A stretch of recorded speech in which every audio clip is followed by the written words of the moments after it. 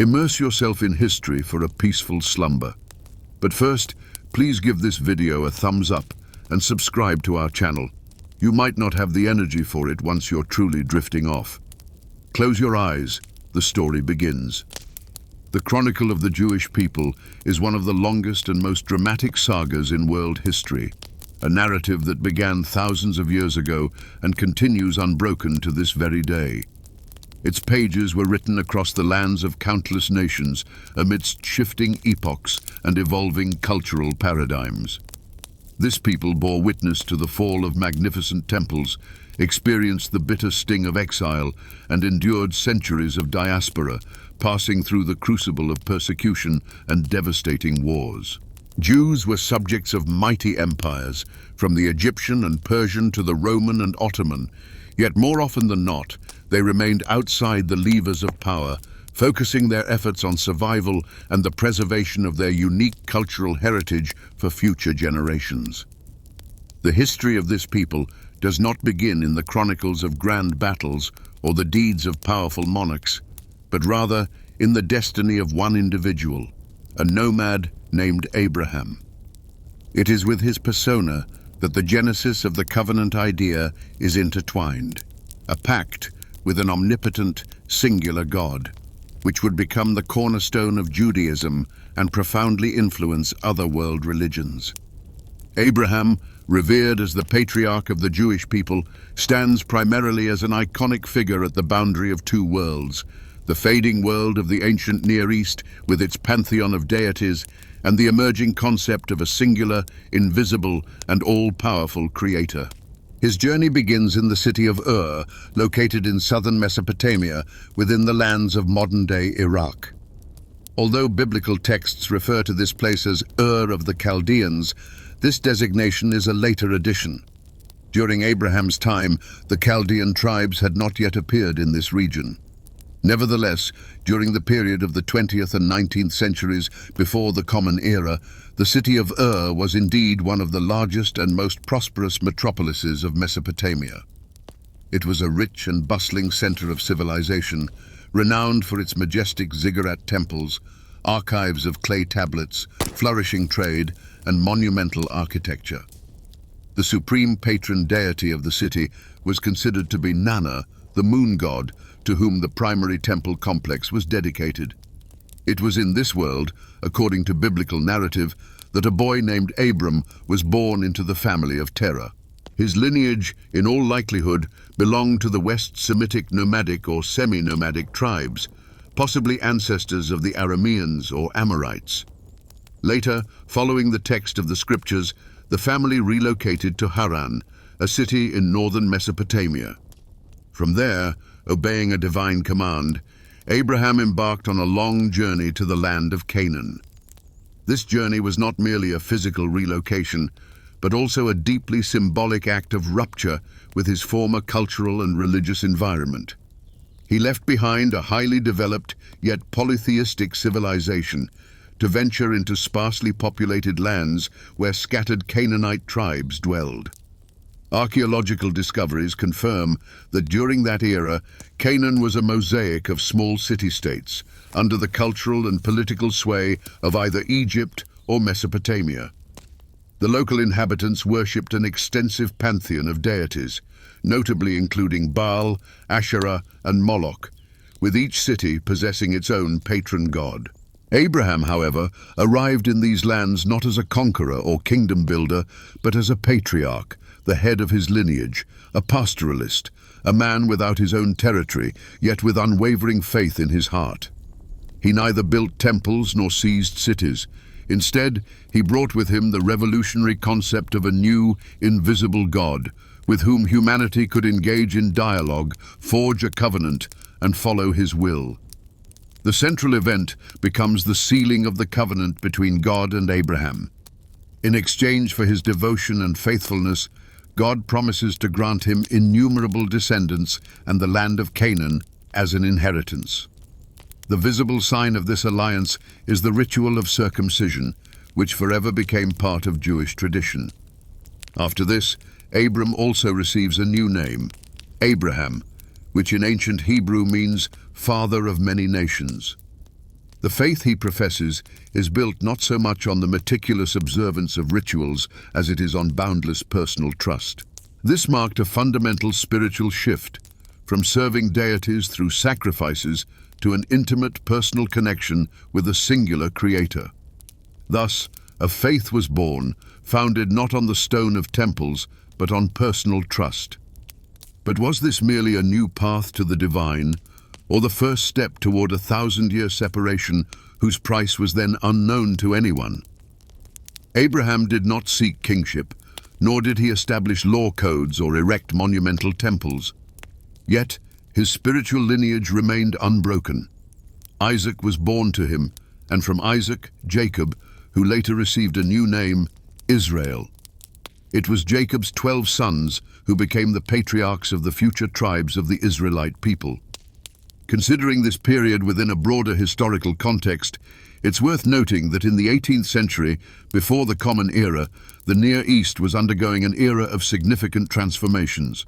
Ancient Sumerian city-states were declining, yielding to strengthening Amorite dynasties, among which the Babylonian king Hammurabi stood out.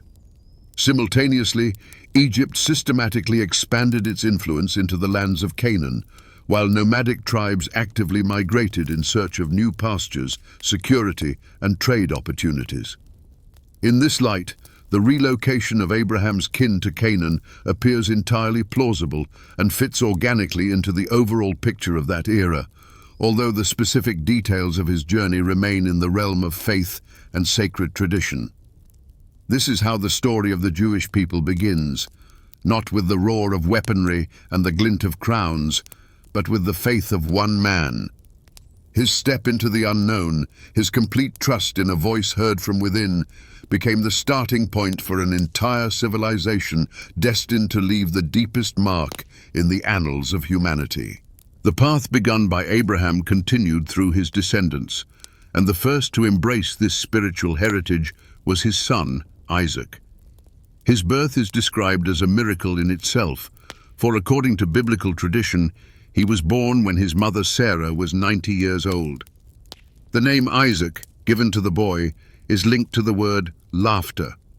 It was with such a skeptical smile that Sarah reacted to the news of her impending motherhood. Unlike his father, the indefatigable wanderer, Isaac grew into a balanced and peaceful man.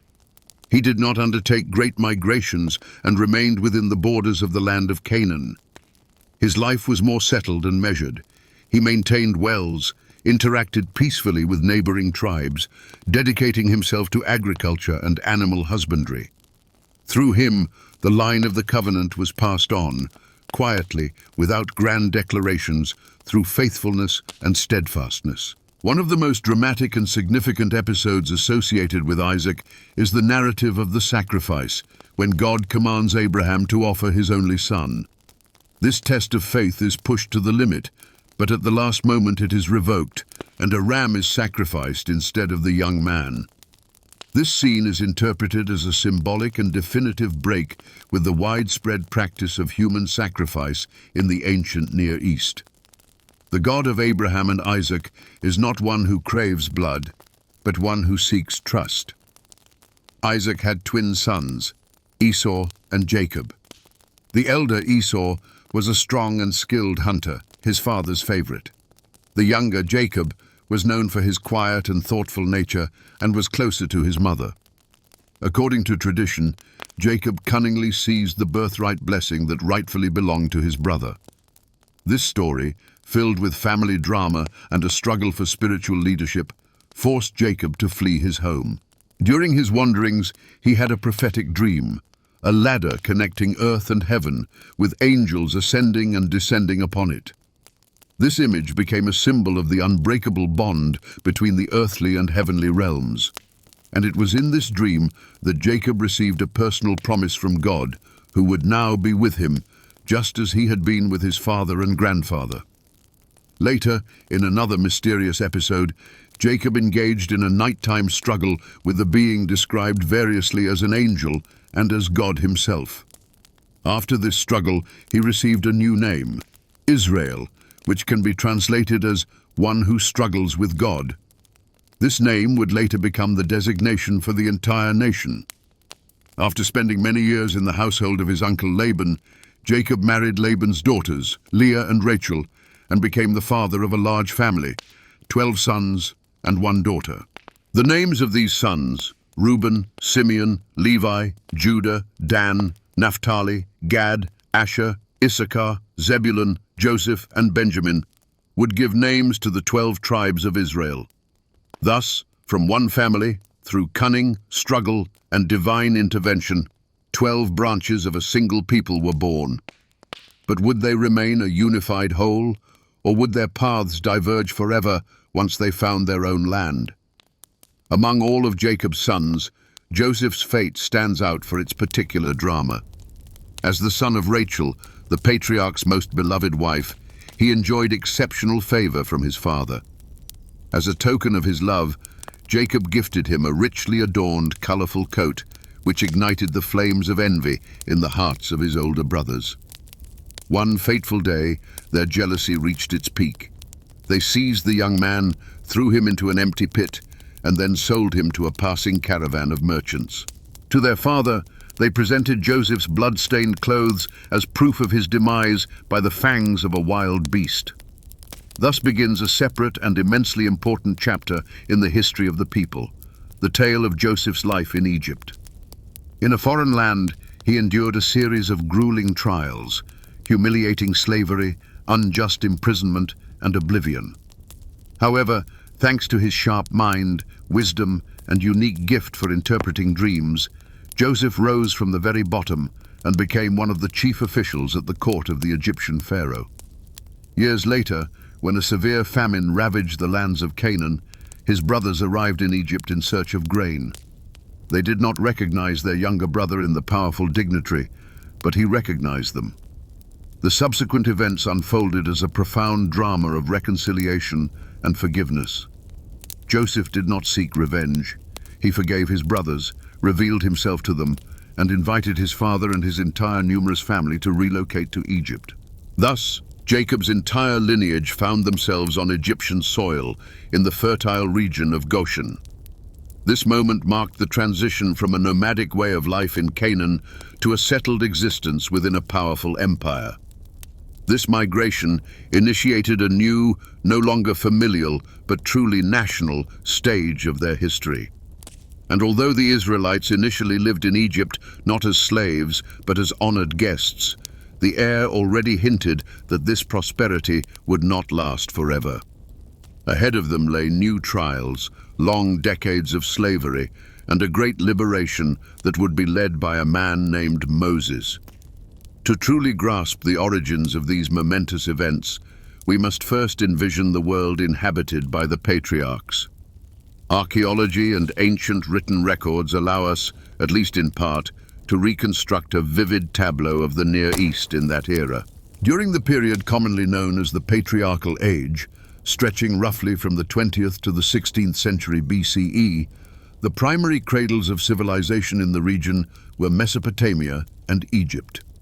Nestled between these two poles of power, at the vibrant crossroads of cultures and trade routes, lay Canaan, a politically fragmented yet strategically pivotal land, a vital link connecting north and south, desert and fertile valleys. Mesopotamia, the fertile crescent cradled between the Tigris and Euphrates rivers in modern-day Iraq, served as the birthplace of humanity's earliest civilizations. It was in its southern reaches that the city of Ur flourished, one of the most developed and influential urban centers of its age. Its towering ziggurat, a stepped temple dedicated to the moon god, still majestically rises above the sands even today. In the 20th century, an archaeological expedition led by Sir Leonard Woolley unearthed this remarkable city, revealing a sophisticated irrigation system, royal tombs brimming with exquisite gold and lapis lazuli treasures, and abundant evidence of a highly organized urban existence. It was from this bustling metropolis, according to the biblical narrative, that Abraham emerged, a man who departed from the very heart of civilization for wild, untamed lands. Further north, along the ancient route connecting Mesopotamia and Canaan, lay the city of Haran, famously mentioned in sacred texts as Abraham's family's way station. Haran did indeed exist, renowned as a vital hub of commerce and a center for the cultic worship of the moon god Sin, much like Ur. Positioned at the nexus of caravan routes, it played a pivotal role in the cultural and economic exchange that knit the regions together. Continuing southward from there, one finds oneself entering the lands of Canaan. This was a world of towering empires and nomadic tribes, a world where the destinies of nations were forged at the intersection of trade routes. But was Abraham's departure and his descendants' later migration to Egypt merely a part of this natural ebb and flow, or was it in fact the opening act in a divine drama that was only just beginning to unfold? The ancient land of Canaan was no monolithic empire, but rather a vibrant patchwork of independent entities. This territory was a veritable mosaic, comprising a myriad of small city-states, tribal confederations, and scattered settlements. Each of these polities boasted its own pantheon with a local patron deity, its own ruling elite, and a unique code of customs. The Canaanites were master builders, erecting formidable stone fortifications. They were also ingenious agriculturists, tending their fields to cultivate grain crops, establishing orchards with vineyards and olive trees, all while diligently raising livestock. Archaeological investigations conducted at iconic sites such as Lachish, Megiddo, Hazor, and Shechem unequivocally reveal the presence of a highly advanced urban civilization here as early as the period spanning the 18th to the 16th century BCE. Excavations have unearthed not only monumental temples, elaborate palace complexes, and extensive storage facilities, but also clay tablets inscribed with cuneiform script. These discoveries speak volumes about the existence of a complex social organization and a sophisticated written culture. Yet, urban life was merely one facet of this vibrant tapestry. Alongside the settled populations, these lands were also home to nomadic tribes, such as the Amorites, whose tent footprints archaeologists trace within the cultural layers of that epoch. These very nomads, much like the figures portrayed in biblical accounts, were in perpetual motion, migrating with their herds in an endless quest for pastures and water sources. They zealously preserved their tribal structures and transmitted traditions orally from generation to generation. It is crucial to recognize that biblical narratives do not always find direct, word-for-word archaeological confirmation. Nevertheless, the very lifestyle of the Old Testament patriarchs, nomadic herders delicately balancing on the edge between settled civilizations and the harsh, unforgiving desert, fits remarkably well within the historical realities of that era. Historians categorize such communities as Semitic nomadic groups. These people dwelled on the fringes of the great ancient cultures, occasionally serving as mercenary warriors or traders, but more often, their existence was a relentless struggle for survival in harsh environments. Invaluable sources of information come from written records discovered outside the land of Israel. Among these, the so-called Mari archives, unearthed in the ancient city of Mari on the Euphrates River, stand out. These letters, dating back to approximately the 18th century BCE, contain mentions of nomadic tribes whose names strikingly echo biblical figures. For instance, forms like Benjamin or Yaqub El appear. While not direct proof, this serves as compelling circumstantial evidence that the names and lifestyle patterns described in the Bible were indeed widespread in that region. Thus, the narratives of Abraham, Isaac, and Jacob are not mythical tales divorced from reality. Rather, they tell the story of a small family group whose lives unfold against the backdrop of the great powers of that era: Egypt, Babylon, Sumer, and the Hittite Empire. According to biblical texts, the Israelites settled in the fertile region of Goshen, located in the eastern Nile Delta. Initially, their status was privileged. They enjoyed freedom and respect as relatives of Joseph, who held one of the highest positions in the Egyptian government. However, over time, the situation dramatically shifted. Scripture recounts that a new ruler ascended to the throne in Egypt, for whom Joseph's past achievements were but a forgotten page. This shift could have resulted from a change in ruling dynasties, abrupt political upheavals, or simply the loss of historical memory regarding former alliances.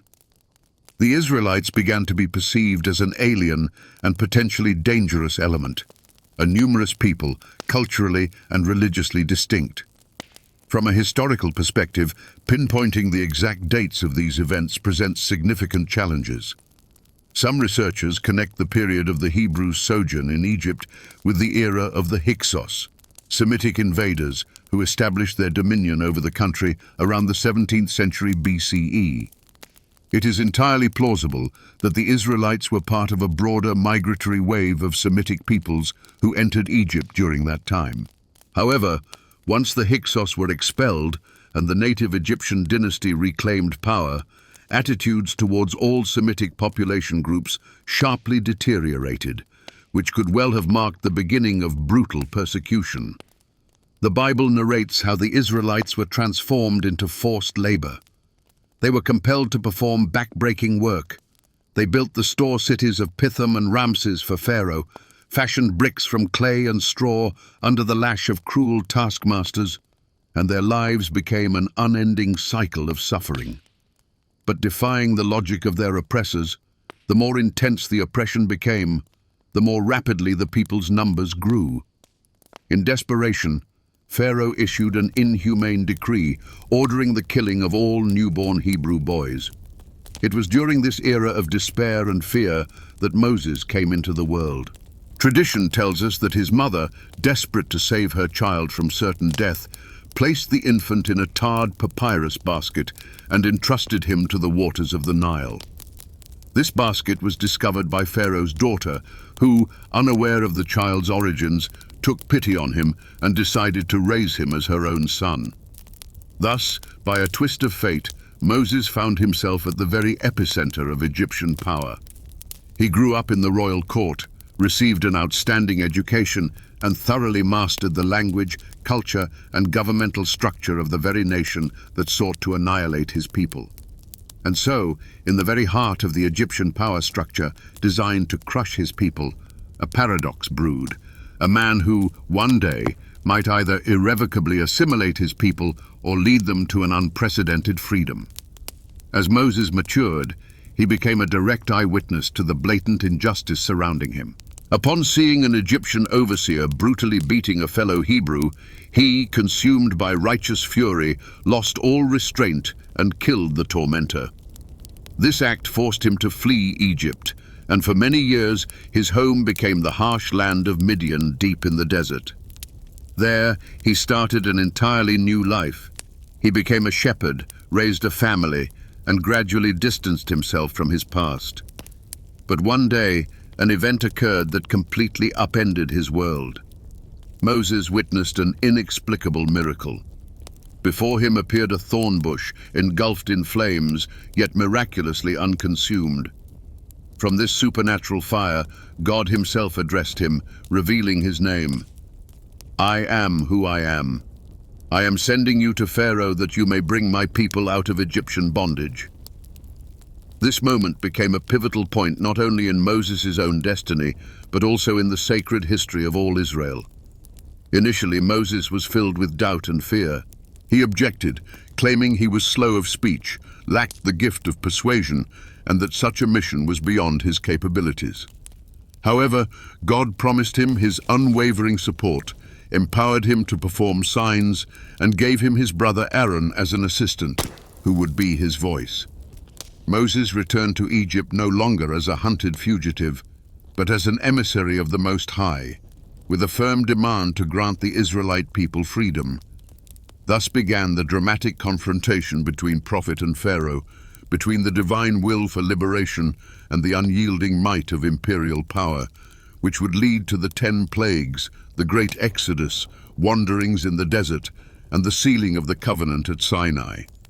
Even at this early stage, Moses solidified his role as the central figure, a leader, a prophet, and a mediator between God and humanity, destined to lead the Exodus from slavery and lay the foundation for a new, free life.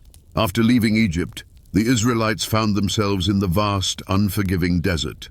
They had cast off the chains of slavery, yet they had not fully become a nation in the complete sense of the word. They possessed neither their own land, nor a structured legal system, nor a unified code of social norms. As descendants of a single patriarch, they were more like an immense multitude of individuals who had yet to transform into something greater, a community bound not only by ties of blood, but also by shared spiritual values. It was in this stark landscape on Mount Sinai that a pivotal event occurred, one that would forever define their destiny. According to tradition, it was here that Moses received the Torah from God, a teaching, a body of laws, and a covenant. The very word Torah in Hebrew holds a deeper meaning than simply law. It signifies instruction or guidance. It is not a mere list of commandments, but a spiritual bedrock upon which the entirety of Jewish tradition would later be built, shaping not only religious dogma, but also the very way of life, worldview, and culture. The moment the Torah was given is celebrated as the birth of the nation of Israel, no longer as a mere tribal confederation, but as a people of the covenant. This divine revelation culminates in the Ten Commandments, a concise yet astonishingly profound text imparted by God to Moses. According to biblical accounts, these commandments were carved onto 2 stone tablets, known as the Tablets of the Law, and directly handed down by the Almighty. These words emerged as the first, and arguably the most renowned, articulation of monotheistic ethics. They seamlessly weave together both the principles governing humanity's relationship with God and the norms for interpersonal conduct. The initial commandments focus on faith. I am the Lord your God. You shall have no other gods before me. You shall not make for yourself an idol. You shall not take the name of the Lord your God in vain, and remember the Sabbath day. The remaining ones lay the groundwork for social morality. Honor your father and your mother. You shall not murder. You shall not commit adultery. You shall not steal. You shall not bear false witness. And you shall not covet your neighbor's possessions. It is crucial to recognize that in the realities of the ancient world, laws always emanated from earthly rulers. Pharaohs, the kings of Babylon, the Hittite rulers, all of them established rules, enforcing them with their absolute power. Here, however, the source of the law was not a king, but God, and it was addressed not to a narrow elite, but to the entire populace. This idea sparked a genuine revolution in consciousness. The law no longer belonged to the palace, it belonged to the people. Adherence to it was not to be out of fear of a ruler's punishment, but from an inner sense of duty, conscience, and spiritual fidelity. The Torah transcended the role of a mere religious text. It became the very foundation of an entire culture, meticulously transmitted from generation to generation. It was studied, interpreted, and meticulously transcribed. It encompasses not only commandments, but also historical chronicles, parables, poetic fragments, as well as detailed descriptions of daily life and ritual practices. This is a book that encapsulates not merely a code of rules, but the very journey of a people. From slavery to freedom, from chaos to order, from a scattered collection of tribes to a unified nation. From a historical perspective, the significance of the Torah and the Ten Commandments extends far beyond the confines of Israel alone. These ideas formed the foundation of Christianity and Islam, exerted colossal influence on the shaping of European legal tradition, and on the very concepts of justice, liberty, and individual responsibility. Thus, born from a revelation on a desolate mountain, this body of ideas proved to be not merely a code of rules for a single people, but a moral compass by which Western civilization would navigate its course millennia later. For the Jewish people, the Torah represents something immeasurably more profound than a mere book. It is a living, palpable presence of the divine in their world. Its sacred texts were recited in synagogues, passed down from father to son, and became the bedrock for prayers, theological discourse, and profound study. Even during the darkest of times, In exile, within cramped ghettos, in distant banishment, Torah scrolls were safeguarded as the most cherished of holy relics. The reason for such reverence lies in the fact that these lines encapsulate not merely a body of laws, but the very essence of existence. Systematic archaeological exploration of the Bible truly kicked off in the 19th century with the organization of the first scientific expeditions to Egypt, Palestine, and Mesopotamia. These excavations unearthed ancient cities mentioned in the sacred texts, alongside unique inscriptions, clay tablets, and the ruins of temples. All these discoveries confirmed the astonishing accuracy of countless details described in Scripture, from geographical names to everyday customs. Yet it also became clear that biblical accounts do not always perfectly align with the archaeological record. Some events, particularly those from the earliest periods, have simply remained unsubstantiated. For instance, the figures of the patriarchs, Abraham, Isaac, Jacob, and Joseph, left no discernible traces in the written sources of their era. Their names appear neither in the documents of Sumerian, Egyptian, or Hittite royal archives, nor on cuneiform tablets. Archaeologists have been unable to unearth any gravestones or remnants of settlements that could be definitively linked to these biblical figures. However, this by no means implies that these individuals were figments of imagination. More likely, they lived during a period when written script had not yet permeated nomadic tribes, and historical memory was preserved not on clay or papyrus, but through oral tradition, via sagas, genealogies, and lore. The story of Joseph and his ascent in Egypt stands as one of the Bible's most dramatic and vivid episodes. Some scholars have hypothesized that this narrative might be an echo of the Hyksos era, Semitic rulers who controlled parts of Egypt from the 17th through the 16th centuries before the Common Era. During that time, groups of Semitic origin did indeed actively migrate into the country, and it is entirely plausible that popular memory retained the image of a high-ranking foreigner who managed to reach the pinnacle of power in the pharaoh's court. Nevertheless, irrefutable archaeological evidence pointing to the specific person of Joseph does not currently exist. The Exodus, the narrative of Moses leading his people out of Egyptian bondage, remains a particularly complex and challenging topic. This event is central to the Tanakh and the entirety of Jewish tradition. However, Egyptian sources maintain a complete silence on the matter. Egyptian chronicles, especially from the New Kingdom period, are remarkably detailed, yet not a single one mentions Moses or a mass exodus of Semitic slaves. Archaeology, likewise, offers no definitive clarity.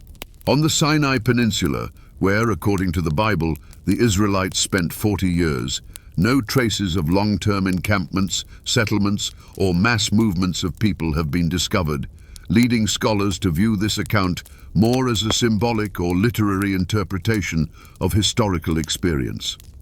At the same time, Egyptian documents do indeed contain references to foreigners from the East, of Semitic origin, who lived, worked, and fought within Egyptian territory. Evidence of uprisings, migrations, and conflicts with nomadic tribes has been preserved.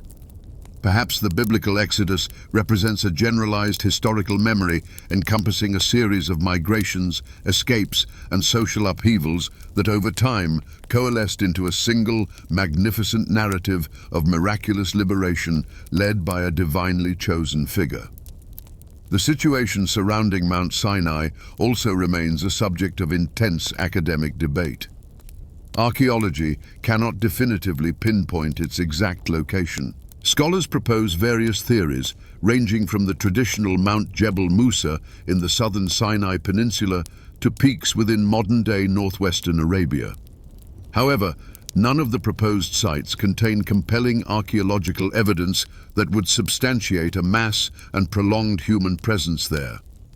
Thus, the narrative woven in the Bible and the data unearthed by archaeologists seem to exist in two parallel realities, intersecting only occasionally and leaving behind more questions than answers. Perhaps attempts to find precise historical parallels within sacred traditions are inherently doomed to fail, for in ancient cultures, numbers and images primarily carried symbolic weight. For example, the mention of 40 years of wandering might have signified the passing of an entire generation, rather than a strictly measured calendar period. It was a language of metaphors, readily understood by contemporaries but demanding deciphering today. Today, the overwhelming majority of scholars, both historians and archaeologists, lean toward the conclusion that the narratives concerning the patriarchs, Egyptian bondage, and the Exodus are not so much a documentary chronicle of events as they are a grand epic, the collective memory of an entire people. These are spiritual and cultural sagas that reflect the inner evolution of a nation, the story of its formation, the shaping of its faith, and the forging of a unique relationship with God. It was these stories that became the foundation upon which national identity was built. They provided strength for survival, made sense of a succession of calamities, and nourished hopes for the future. Biblical texts retain their exceptional status even today. Even in the absence of exhaustive archaeological evidence, they possess immense historical value, serving as a mirror reflecting the thoughts, experiences, and worldview of ancient people. They organically intertwine elements of mythology, religion, high poetry, and historical memory. For this reason, they remain a subject of intense study, reading, and fervent debate even now, for these texts speak not only of a distant past, they reveal how people forge their memory, what they choose to believe, and how they perceive their destiny. After the Israelites departed from Egypt, received the Torah scrolls on Mount Sinai, and concluded their 40-year desert wandering, they entered the lands of Canaan. From this point began a protracted and dramatic process of settling new territories, accompanied by a series of conflicts with local peoples, as well as a constant struggle for survival and the preservation of their faith. Initially, they lacked any centralized form of government. Each of the tribes led an isolated existence, uniting their forces only when faced with a common external threat. Governance was carried out by judges, charismatic liberator leaders such as the prophetess Deborah, the military commander Gideon, or the strongman Samson. This was an era of fragmentation, internal squabbles, and fragile temporary alliances. As time progressed, the people became increasingly insistent on having a king, a figure who could unite the disparate tribes, establish lasting order, and become a visible embodiment of authority. This idea was revolutionary and difficult to accept, as it had previously been believed that the only true ruler of the people could be God himself. However, under popular pressure, the prophet Samuel, the last of the great judges, performed the anointing ceremony for the first monarch, Saul. Saul, from the tribe of Benjamin, was a man of outstanding qualities, tall, strong, and possessing natural charisma. In the early days of his reign, he earned widespread respect, achieving victories over enemies, strengthening the army, and bringing order to the country. But gradually, his power began to crack. He started to act contrary to the prophet's instructions, becoming consumed by anxiety and suspicion, increasingly losing touch with reality and divine providence. Ultimately, Samuel rejected him as ruler and secretly anointed a new chosen one as king, a young shepherd from the tribe of Judah named David. The story of David is a classic hero's journey, a complete ascent from obscurity to the pinnacles of glory. He defeats the giant Goliath in single combat, instantly becoming a national sensation, entering the royal palace, and even taking Saul's daughter as his wife. However, David's burgeoning fame ignites a scorching jealousy in the aging king, forcing the young man to flee for his life. For long years, he lives as an exile, hiding in the wilderness, gathering a loyal band of companions, and enduring all manner of hardships. Despite being presented with multiple opportunities to seize Saul's throne by force, David consciously declines, showing deep respect for God's anointed status and unwavering faith in divine providence. After Saul's tragic death in battle, David becomes king, initially only over his own tribe of Judah and then over all the other tribes of Israel. He chooses Jerusalem as his capital, a city that until then had belonged to the Jebusite tribe, and transforms it into the nation's unified political and spiritual heart. It is here that he solemnly moves the greatest sacred relic, the Ark of the Covenant, thereby cementing the city's sacrosanct status. From this moment, Jerusalem becomes the heart of Jewish tradition and a symbol of its unbreakable bond with the divine. However, David's own reign was far from cloudless or flawless. Power and passion lead him to a tragic downfall. Inflamed with desire for the wife of one of his loyal warriors, he orders her husband to be sent to certain death in battle. This grave sin unleashes a chain of tragic consequences within his own family. One of his sons violates his sister, another, in revenge, murders his brother, and a third, the ambitious Absalom, stages a full-scale rebellion against his father. David quashes the revolt, but in the process loses his beloved son and plunges into an abyss of grief. His deepest internal struggle is reflected in the Psalms attributed to him. In these poetic verses, the voice of repentance, unbearable pain, and unwavering faith resounds. After David's passing, his son Solomon ascends to the throne, becoming known in history as a ruler of exceptional wisdom. He brings peace to the country, fortifies the kingdom, and ushers in a long-awaited era of tranquility. It is during his reign that the kingdom of Israel reaches the pinnacle of its power and prosperity. Solomon proves himself a skilled diplomat, forging advantageous alliances with neighboring powers, fostering international trade, and welcoming ambassadors from the most distant lands. Thus began a golden age, a zenith of power and prosperity. But history teaches us that it is precisely at such gleaming pinnacles that the cracks leading to future catastrophes most often begin to form.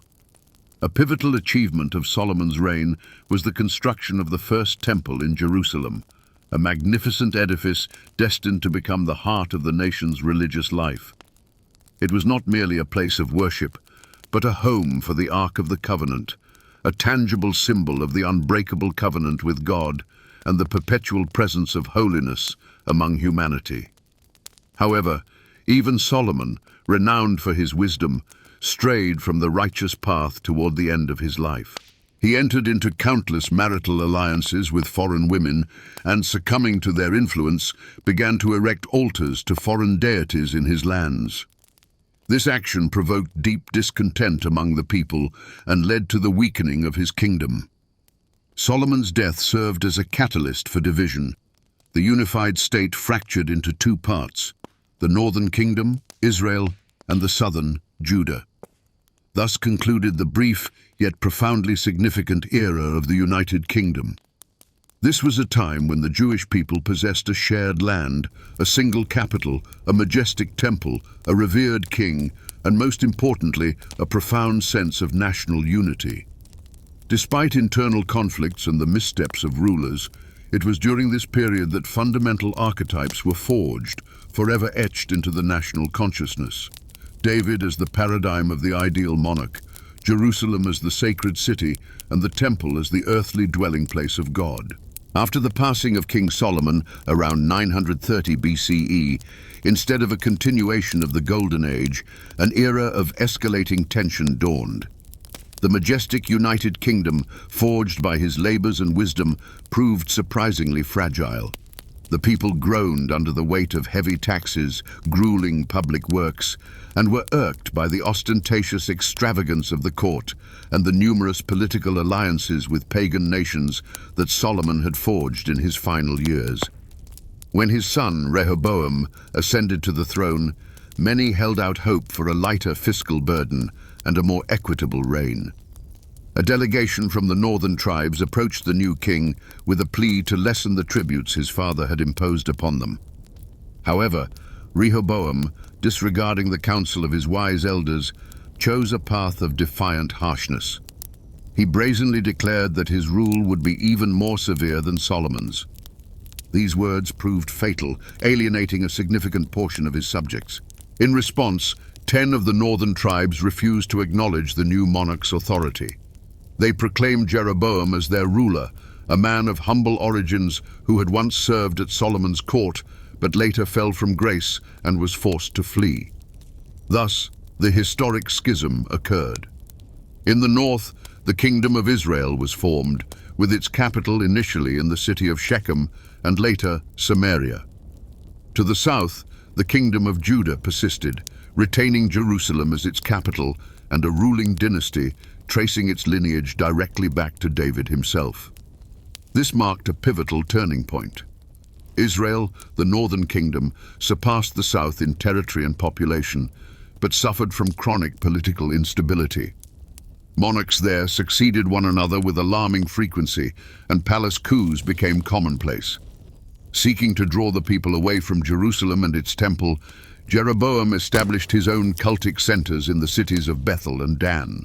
There, he commanded the erection of golden calf idols, reviving pagan imagery well known to the people from the days of Egyptian bondage. This move was vehemently condemned by the prophets, as it undermined the very essence of faith in one invisible God. The southern kingdom, Judah, was smaller in size but distinguished by greater stability, as it was continuously ruled by the Davidic dynasty.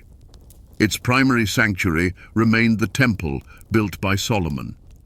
And while there were also periods of fascination with foreign cults, particularly during times of political weakness, Judah maintained an unbreakable spiritual bond with Jerusalem as its sacred center. The two kingdoms coexisted side by side, at times forming alliances and at others waging fierce wars against each other. Meanwhile, external threats grew increasingly serious. New formidable powers emerged on the political stage: Aram, Egypt, and finally Assyria, which swiftly began to subjugate the entire region. Catastrophe, particularly for the northern kingdom, inexorably approached. However, it was precisely during these centuries, beginning in the 10th century BCE and especially in the 8th and 7th centuries, that a crucial spiritual shift occurred. A powerful prophetic tradition emerged. Individuals appeared whose voices loudly declared that the nation's true strength lay not in fortified walls, nor in the power of kings, but in fidelity to the covenant with God. The prophets tirelessly spoke of social justice, compassion for one's neighbor, and the necessity of inner purity. And even amid state fragmentation and weakening, the people began to seek solace not in institutions of power, but in a faith capable of surviving the demise of kingdoms and the destruction of sanctuaries. In the latter half of the 7th century BCE, the southern kingdom of Judah found itself in an extremely precarious position. The Assyrian Empire, which had long dominated the region, began to unravel under the weight of internal problems. From its ruins arose a new, even more powerful state, the Neo-Babylonian Empire, with its capital in the legendary Babylon. A storm was brewing, threatening to sweep away the last vestiges of past grandeur. But it was on its eve that the people's faith would face its ultimate test. On its southern borders, Egypt remained, desperately trying to maintain its influence in the Levant. Thus, Judah found itself caught in a vice between two powerful empires, placing it in an exceedingly precarious political position. Desperate attempts to preserve its statehood by navigating between Babylon and Egypt ultimately led to a series of fatal miscalculations. After the death of the pious King Josiah in 609 BCE, the country plunged into a maelstrom of political instability. His successors, Jehoahaz, Jehoiakim, Jeconiah, and finally Zedekiah, one by one lost control over the rapidly deteriorating situation. Judahite monarchs would alternately pledge submission to Babylon and then raise revolts, vainly hoping for military aid from Egypt. This perilous gamble became especially dangerous after Nebuchadnezzar II firmly established himself on the Babylonian throne. In 597 BCE, after crushing the first rebellion, Babylonian legions entered Jerusalem. The city capitulated. The temple was not destroyed this time, but the entire ruling elite, including King Jeconiah and the prophet Ezekiel, were led away into Babylonian captivity. Zedekiah, Josiah's youngest son, was appointed as the new king, but even he, just a few years later, broke his oath of loyalty and ignited another revolt against Babylon. In 588 BCE, the siege of Jerusalem began. For nearly 2 years, the city heroically held its ground, but under conditions of brutal famine, all-consuming fear, and utter exhaustion, its defenders were broken. In 586 BCE, the city fell. The Babylonian army razed its walls to the ground, set its homes and palaces ablaze, and most significantly, annihilated Solomon's temple. For the people, this event was more than just a military catastrophe and the capture of their capital. It was the end of the world as they knew it, the collapse of their entire universe. King Zedekiah was captured, his sons executed right before his eyes, after which he himself was blinded and led away in chains to Babylon. Along with him, thousands of others, those who comprised the nation's cultural, religious, and political elite, were sent into exile. Thus began the Babylonian captivity, one of the most tragic and somber periods in the history of the Jewish people. For the ancient Israelite, the temple was not merely a magnificent edifice, it was the cosmic center, the place of God's tangible presence. Its loss was perceived as the severing of the covenant itself. How could faith be maintained if the altar was demolished, sacrifices rendered impossible, the voices of the prophets silenced, and the people scattered in exile? It was at this nadir of despair that a profound internal transformation began. Prophets, chief among them Ezekiel and the enigmatic author known as Second Isaiah, began to proclaim a revolutionary new idea. God was not confined solely to the temple. He was omnipresent. He was present even in exile.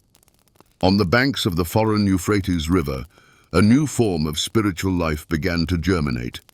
For the first time, the radical notion took root that God could be accessed not only in sacred Jerusalem, but also in the Word, in the law, and within collective memory. A monumental endeavor commenced, the meticulous collection and careful transcription of sacred texts. From that moment on, the Word itself became the temple. It was during this era that the foundations of modern Judaism were laid. A religion without a king, without a temple, but anchored by the Torah, unwavering faith, and an inextinguishable hope. The captivity endured for approximately 50 years. During this span, an entire generation came of age, one that had never set eyes on Jerusalem, yet knew everything about it through the narratives of their fathers and the sacred scrolls. And when, in 538 BCE, the Persian king Cyrus the Great issued his renowned decree permitting the Jews to return to their homeland, their journey back was not merely a homecoming, it was a pilgrimage towards spiritual rejuvenation. Yet, this process proved no less arduous than the exile itself. Those who dared to return to Judea did not step into the promised land of their dreams, but rather a desolate territory cloaked in ash. The city lay in ruins. Once cultivated fields were choked with weeds, and roads had vanished beneath a thick layer of desolation. Everything that once tethered the people to their native soil had been erased from its surface. A new struggle was commencing, not for survival in a foreign land, but for revitalization amidst the ruins of their own. The return to their ancestral land met the former exiles with a frigid reception. Those who had remained and established themselves in these territories had no burning desire to welcome their returning brethren, much less to share their holdings with them. The first wave of returnees, led by Zerubbabel and the high priest Jeshua, reached Judea in approximately 537 BCE. Their sole possession was neither a treasury nor an army, but an indomitable inner will forged by decades of captivity. These individuals were convinced that their historical mission was not merely to reconstruct shattered dwellings, but to renew the sacred covenant with God. Consequently, the paramount task became the revitalization of religious life and worship. For a people whose identity was inextricably linked to their lost sanctuary, the resumption of sacrifices symbolized the return of divine favor. As the temple itself still lay in ruins, the first symbolic and practical step was the erection of an altar in the open air. This altar immediately transformed into a temporary yet pulsating hub of spiritual life. Daily prayers once again resonated in Jerusalem, and ritual offerings resumed. It was a humble yet incredibly potent symbol of resurgence. A people who had endured catastrophe were taking their first steps back toward their faith. Concurrently, painstaking efforts began to clear the rubble and prepare the foundations for the construction of the new Second Temple. From its very inception, however, this noble undertaking faced significant obstacles. The surrounding peoples of Judea, the Samaritans, Ammonites, and others, including representatives of the Persian administration and Greek colonists, observed the burgeoning activity of the Jewish community with undisguised irritation. Soon, this discontent escalated into open opposition. Provocations, direct threats, and an incessant stream of denunciations were dispatched to the capital of the Persian Empire. Under this intense pressure, construction efforts were completely halted for nearly 2 decades. These years became a period of profound doubt and spiritual decline. In their despair, the people abandoned the collective building project and focused on cultivating their own homes and fields. A pervasive sentiment took root among the populace that the time for rebuilding the house of the Lord had not yet come. It was precisely at this moment of spiritual void that a powerful clarion call rang out from the prophets Haggai and Zechariah. Their words were less a condemnation and more a poignant reminder of an unbreakable connection. As long as the house of God lay in desolation, no blessing could truly descend upon the people themselves. These prophecies served as a mighty catalyst, awakening a sense of responsibility within the populace and rekindling a faith that had all but flickered out. Inspired by this urgent plea, they resumed construction. The work proceeded under unimaginably arduous conditions, amidst a severe scarcity of resources, a complete absence of political protection, and the constant specter of attack. But stone by painstaking stone, wall by laborious wall, the temple edifice began to rise. In 516 BCE, precisely 70 years after the sanctuary's destruction by the Babylonians, the Second Temple was completed and solemnly consecrated. It was conspicuously inferior to the first in splendor, more modest, stripped of its former grandeur, and most notably lacking the Ark of the Covenant. But it stood. Its very existence signified that the fractured bond with God had been restored. Nearly half a century after this event, Ezra arrived in Judea, a scribe profoundly learned in the law of Moses. He came not as a builder or administrator, but as a spiritual mentor. He understood that merely rebuilding stone walls was insufficient. The very spirit of the nation needed to be resurrected. Ezra gathered the people in the public square and began to read the Torah aloud, expounding its meaning, acting not as a priest performing a ritual, but as a teacher unveiling knowledge. For the people, it was nothing short of a revelation. The resonant words of the sacred law filled the square, and many wept, realizing how far their actions and lives had strayed from the covenants of their ancestors. But these were tears of purification and repentance, not of despair. This moment marked a fundamental paradigm shift. Faith ceased to be solely a matter of ritual sacrifices and transformed into a conscious path of understanding, study, and personal accountability. Soon after Ezra, Nehemiah arrived in Jerusalem, a man entrusted by the Persian king with exceptional administrative acumen. He took on the practical challenges, organizing the reconstruction of the city walls, establishing a defense system against enemies, and implementing judicial and social reform. Though neither priest nor prophet, he made an equally vital contribution. Nehemiah provided the revived community with structure, security, and clear boundaries. Ezra and Nehemiah, employing different methods, complemented each other perfectly. One appealed to conscience, the other organized labor. One revitalized the nation's heart, the other forged for that heart a strong and protected body. Through their combined efforts, they transformed a fractured and vulnerable group of people into a viable, organized community. It was during this era that Judaism definitively crystallized as the religion of the book, where the Torah was not merely a sacred text, but the very cornerstone of an entire way of life.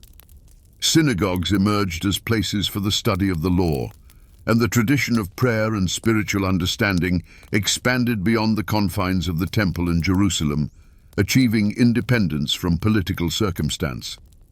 Following the collapse of the mighty Persian Empire, Judea came under the control of new rulers, first Alexander the Great, and then his successors, the Diadochi.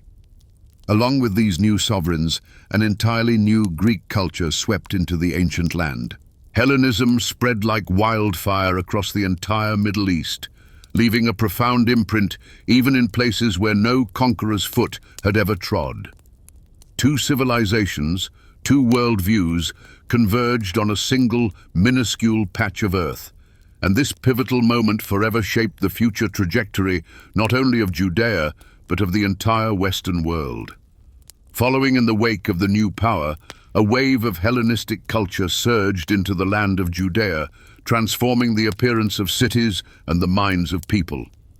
Everywhere, like mushrooms after a rain, gymnasia, amphitheaters, and buildings crafted in the elegant Greek style sprang up. Greek became the official language, gradually displacing the native tongue from daily use. The allure of this new way of thinking and living proved irresistible for many. They eagerly adopted Hellenic customs, donned Greek chitons and tunics, and gave their children resonant Greek names. Society was inexorably fracturing.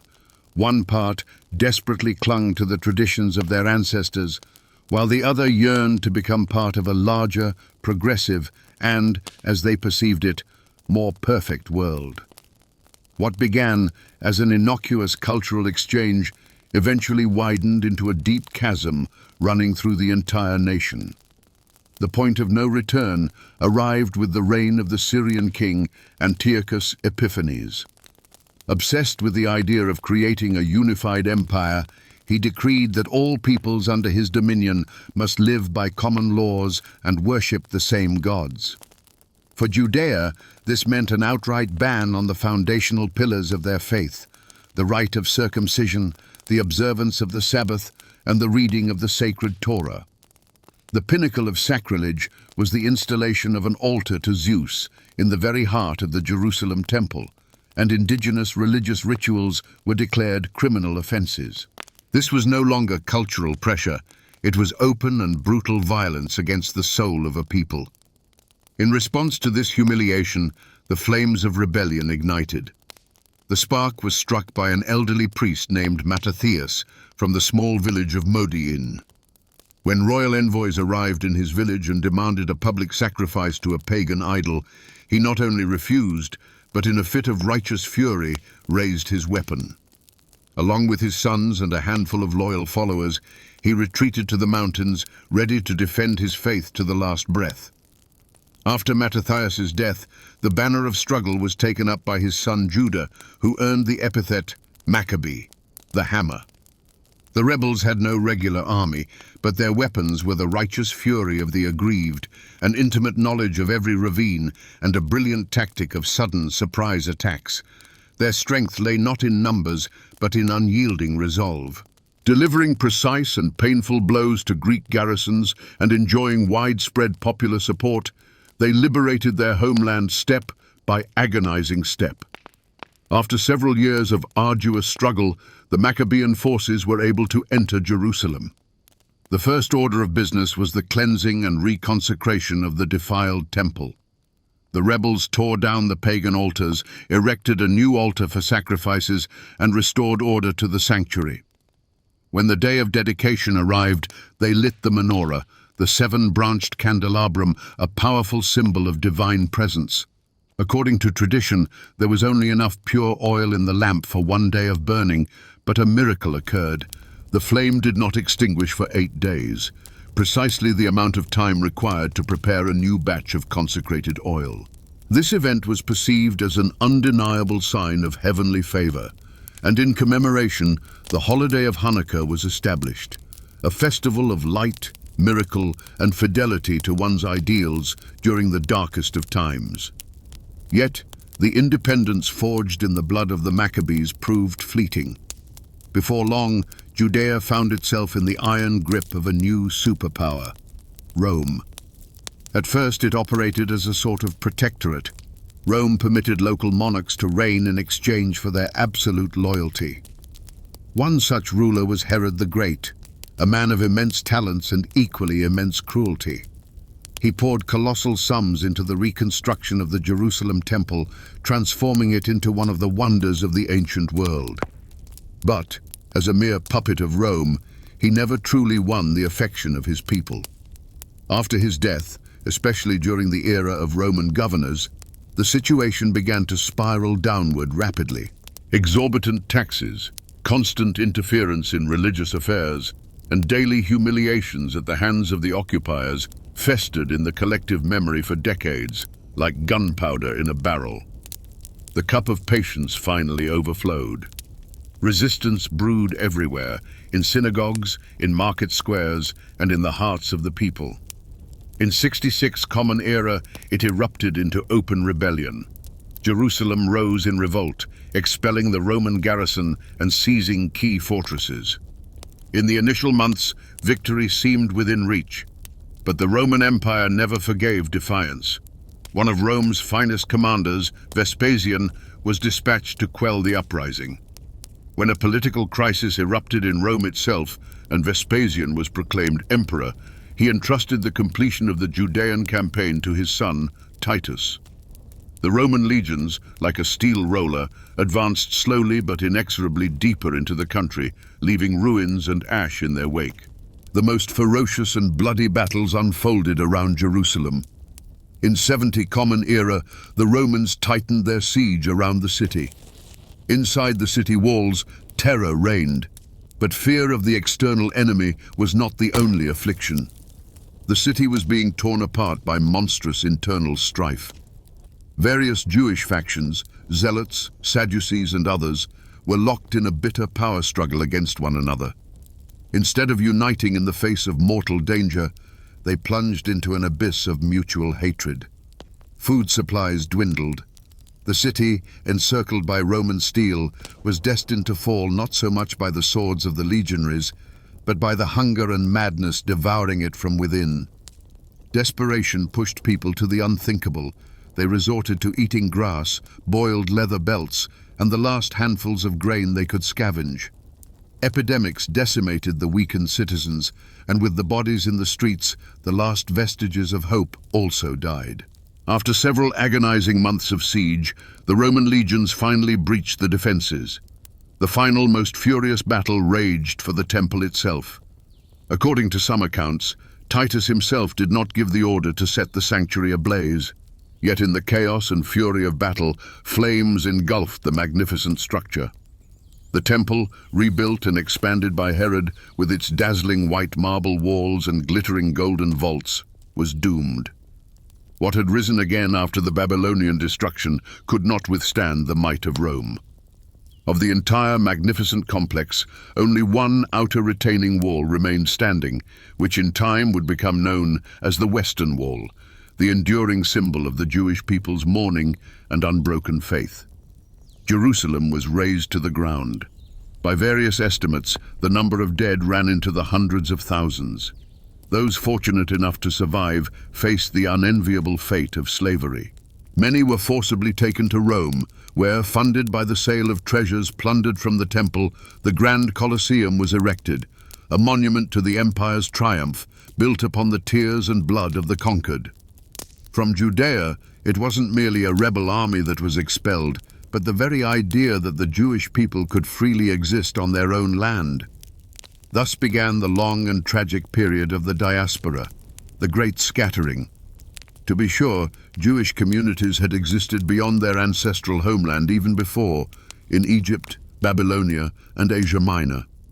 But now, exile became an all-encompassing reality, the fate of the overwhelming majority of the nation. The survivors dispersed across the vast expanse of the Roman Empire, from Syria and Alexandria's shores to Greece, Italy, and its farthest provinces. With the temple's destruction, the very possibility of sacrifices vanished, and the priestly class lost its primary function. Yet faith was not extinguished by the fire. During these most trying years, the study of the Torah and prayer took center stage in spiritual life. Instead of a single hub in Jerusalem, a network of autonomous communities emerged, guided by rabbis and teachers. Thus began the formation of the system that would come to be known as Rabbinic Judaism. People gathered in synagogues, which evolved from mere houses of prayer into vibrant centers of intellectual and spiritual life. Here, they no longer offered sacrifices, but instead read and interpreted sacred texts, educated children, and offered prayers. An active quest commenced to preserve national identity under these new circumstances. The culmination of these endeavors was the creation of the Talmud, a monumental compendium of legal and ethical precepts, wise reflections, and scholarly debates. This was not simply a book. It was a portable homeland, a spiritual anchor that could be carried into any corner of the world. A new era dawned, an era without a temple, without a state, and without an army. But the people retained their memory, the book, and an incredible inner resilience. It was thanks to these three pillars that this scattered people did not dissolve nor disappear. Becoming a minority in foreign lands, they succeeded in preserving their unique customs, language, holidays, and faith, passing them down from generation to generation. The initial waves of exiles settled in diverse corners of the world, and if their destiny in Christian Europe was often fraught with persecution and oppression, in lands that fell under Islamic rule, the status of Jews, especially in the early stages, was significantly more stable. When Islam emerged onto the historical stage in the 7th century, and Muslim conquerors swiftly brought vast territories from the Middle East to North Africa and Spain under their sway, numerous Jewish communities, along with other peoples, found themselves under their authority. Islam recognized Jews as people of the book, bearers of an ancient divine revelation. While not granted full rights, they were permitted to live according to their own laws, maintain synagogues, and engage in crafts, commerce, and scholarship. The most striking example of such coexistence was the life of the Jewish community in Muslim Spain, in the lands the Arabs called Al-Andalus. There, starting from approximately the 9th century, Jews lived side by side with Muslims and Christians, freely developing their distinctive culture and even holding high positions at the courts of rulers. This period is known in history as the Golden Age of Jewish culture in Spain. Could this unique cultural symbiosis have become the rule, not the exception, for the entire world? Or was it merely a fragile oasis, destined to vanish under the onslaught of future upheavals? Within the cultural landscape of Muslim Spain, in flourishing centers like Cordoba, Granada, Toledo, and Seville, Jewish communities experienced a period of remarkable prosperity. The intellectual and creative energy of these communities found expression in a myriad of fields. Jews became renowned physicians, gifted poets, profound scholars, and skilled translators. They produced literary and scientific works in both Hebrew and Arabic, delved into the study of philosophy, medicine, and mathematics, and unlocked the legacy of ancient thinkers for the Arab world by translating the foundational works of Plato and Aristotle. Many of them achieved high standing, serving as advisors in the courts of Muslim rulers and enjoying well-deserved authority. One of the most monumental figures of that era was Rabbi Moshe ben Maimon, who entered history under the name Maimonides. Born in Cordoba in 1135, he displayed astonishing intellectual gifts from a young age. In time, Maimonides proved himself not only as the greatest rabbi of his generation, but also as a distinguished physician, philosopher, and encyclopedic scholar. When a wave of persecution, instigated by religious fanatics, swept across the Iberian Peninsula, his family was forced into exile. Ultimately, Maimonides found his home in Egypt, where he reached the pinnacle of his career, becoming the Sultan's personal physician. Maimonides' legacy includes numerous works that remain cornerstones of Jewish thought to this day. His pivotal philosophical treatise, The Guide for the Perplexed, represents a grand endeavor to harmonize the tenets of faith with the arguments of reason aimed at the enlightened reader. He eloquently demonstrated that there was no insurmountable contradiction between religion and logical thought. In another of his colossal works, Mishneh Torah, he undertook the titanic task of collecting and systematizing the entire corpus of Jewish law, a revolutionary step that made the study of the law organized and accessible. Living in an Islamic environment and composing his works in Arabic, Maimonides, deeply familiar with Greek philosophy, viewed the understanding of the world as a path to comprehending God, and he was respected by both Muslims and Christians. However, the lives of Jewish communities in the Muslim world were not entirely without shadow. There were occasional outbreaks of violence, expulsions, and the imposition of restrictions. Nevertheless, compared to the plight of their co-religionists in Christian Europe, where they were mass expelled and often put to the torch, the lands of Islam offered incomparably greater opportunities for study, work, and the preservation of cultural traditions. In European kingdoms, by contrast, Jews encountered entirely different conditions, where their lot increasingly became one of isolation, constant fear, and existential threat. The medieval Christian Church viewed them as a people who had rejected Christ, and this theological perception gradually transformed into an entrenched social and political doctrine. Jews began to be perceived as an alien element not only religiously but also socially, leading to their widespread segregation, the curtailment of their rights, and the imposition of strict control. In most European countries, they were forbidden from owning land, joining craft guilds, or receiving an education at universities, which effectively cut them off from the vast majority of professions. At the same time, they were permitted to engage in financial operations, primarily money lending, because lending money at interest was considered a sin for Christians. This created a cruel paradox. Jews were first forced into an occupation that society despised and then hated for being compelled to engage in it. This fueled unending waves of hostility, especially among the poor and those burdened by debt. Over time, authorities began forcibly relocating Jewish people to segregated urban zones, which became precursors to future neighborhoods. The term ghetto itself wouldn't emerge until the early 16th century in Venice. Yet the practice of establishing such isolated districts began much earlier. These districts were typically separated from the rest of the city by walls and gates, which were locked nightly. Despite the overcrowding and unfavorable conditions, a vibrant spiritual and social life bustled within these confined spaces. Synagogues and schools flourished, shops and workshops bustled. This didn't mean complete isolation, however. Jewish people maintained business contacts with the outside world, engaging in trade, medicine, and translation. Yet every one of their days was permeated by a sense of their precarious position, a chilling awareness that they lived in an alien society, under foreign laws, and perpetually under threat.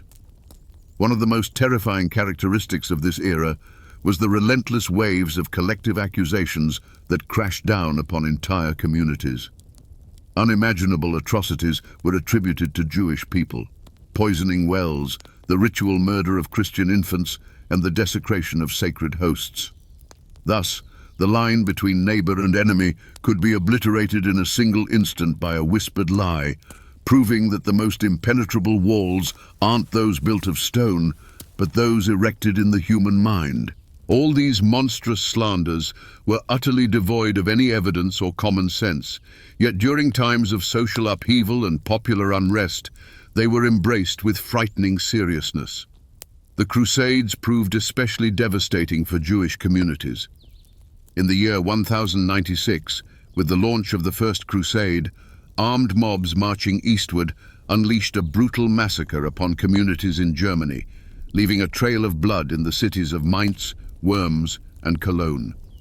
People were mercilessly slaughtered, entire families were burned alive within synagogues, and sacred scrolls were consigned to the flames.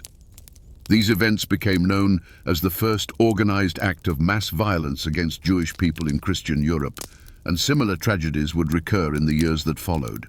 When the continent was gripped by the plague epidemic known as the Black Death in the 14th century, a fresh wave of accusations crashed down on Jewish people. This time, they were blamed for poisoning water sources.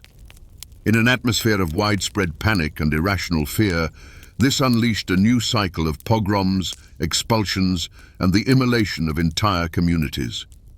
Countless Jewish settlements across Central Europe were utterly wiped off the map. Attempts at self-defense were rare and, more often than not, futile, as neither the secular nobility nor the ecclesiastical authorities offered them any support. Beginning in the 13th century, waves of state-sanctioned expulsions swept across Europe. Jewish people were driven out of England in the year 1290, from France in the year 1306, from Spain in the year 1492, and shortly thereafter from Portugal. People were forced to abandon homes where their ancestors had lived for centuries, carrying with them only a fraction of their possessions, to start entirely anew in foreign lands where they were still permitted to remain. Yet even in the darkest of times, life did not cease. Behind the ghetto walls, intellectual and spiritual work continued. Books were penned, new prayers composed, and scholarly minds meticulously copied the Talmud and engaged in profound legal debates. Teachers passed knowledge to children, while women managed households, providing for their families' daily needs. Even during periods of the most brutal persecution, people celebrated holidays, remaining steadfast in their traditions. Existence in Christian Europe was fraught with constant threats and fear, but the Jewish people displayed incredible resilience, managing to preserve their identity. They maintained their language, law, and customs, passing them down through generations against all odds. After the destruction of the Second Temple in the year 70 of the Common Era, the Jewish world found itself in a profoundly new reality. The spiritual heart, the focal point of pilgrimage and sacrifice where the most significant religious rituals were performed, vanished. For many, this was more than just a national tragedy. It was an event that called into question the very essence of faith itself. How could the commandments be observed without a temple, without Jerusalem, without priests and altars? The answer to this existential question began to be sought by those who would later be known as rabbis, sages, and masters of scripture. They realized that if ritual sacrifices were no longer possible, the focus needed to shift to different pillars of faith, to the word, to the law, to the teachings. Thus began the grand transition to a new form of Judaism, rabbinic Judaism. At its heart was not a temple or a priest, but a teacher-mentor who elucidated how to live righteously, deliberated with students, and sought answers to life's most intricate questions. The first step on this path was the compilation of the Mishnah, a compendium of rules, opinions, and legal rulings covering a myriad of life's aspects. It didn't so much provide detailed precepts as it recorded existing approaches and the precedents for their application. Then, from approximately the 2nd to the 5th century of the Common Era, a monumental undertaking to interpret the Mishnah unfolded in the scholarly academies of Judea and Babylonia. Sages commented on every line, engaged in fierce debates, provided real-life examples, and adapted ancient principles to new realities. These centuries of contemplation crystallized into the Talmud, a colossal body of texts akin to a living dialogue across generations. Two versions exist: the Jerusalem Talmud and the Babylonian Talmud. The latter, being more comprehensive and systematically organized, became the principal source of Jewish law for centuries. However, the Talmud is more than just a collection of laws. It represents a unique mode of thought, where the ready-made answer is less important than the very process of seeking truth, the ability to discern why one opinion might be favored over another, and how eternal laws intersect with the ever-changing tapestry of life. Rabbinic Judaism is built upon the conviction that faith isn't merely prayer and holiday rituals, but also the ceaseless labor of the intellect. It is a faith that doesn't shy away from questions, doesn't demand blind obedience, but instead invites learning, debate, and discovery. This is precisely why scholars, schools, and synagogues occupied a central place in every Jewish community, serving not only as houses of prayer, but also as hubs of enlightenment. Yet, as time wore on, a subtle intuition began to stir in some, a vague sense that meticulous adherence to external precepts alone might not suffice, and that something profounder lay hidden beyond the letter of the law. This yearning to grasp something more, to discern the profound meaning concealed within words, events, and even the very formation of letters, gave birth to Kabbalah. This mystical current within Judaism sought answers to fundamental questions. What is the purpose of creation? How is divine reality structured? And how might humanity connect with this grand mystery? Kabbalists posited that the Torah was more than a mere historical narrative and a compendium of commandments. They believed that behind every single one of its words lay one layer of meaning, and behind that, another, extending infinitely, forming levels of comprehension inaccessible to a superficial gaze. In their teachings, the world appeared as an intricate system of spiritual forces and interconnections, capable of being influenced even by the most commonplace human actions. Every good deed, every uttered word, and even every thought, they asserted, wove changes into the spiritual fabric of the cosmos. One of the cornerstones of Kabbalistic thought was the Zohar, or Book of Radiance, a text written in a mysterious and poetic language brimming with symbols and allegories. Although this book gained widespread circulation in the 13th century, tradition attributes its content to the wisdom of ancient teachers from the Talmudic era. The Zohar describes how divine light, passing through 10 emanations known as Sephirot, descends into our material world. Kabbalists were convinced that a person leading a conscious and righteous life could spiritually draw closer to this primordial light. Kabbalah was never a teaching for the masses. Its esoteric knowledge was strictly passed from mentor to student, and only mature individuals who had already thoroughly mastered the Torah and Talmud were permitted to study it. But even if the majority didn't delve into its secrets, the very idea that the visible world did not exhaust all reality and that a hidden harmony underpinned it inspired a great many. Thus, a unique dual structure formed within Jewish tradition. On one hand, there was rabbinic law, practical, logically sound, and applicable to every aspect of daily life.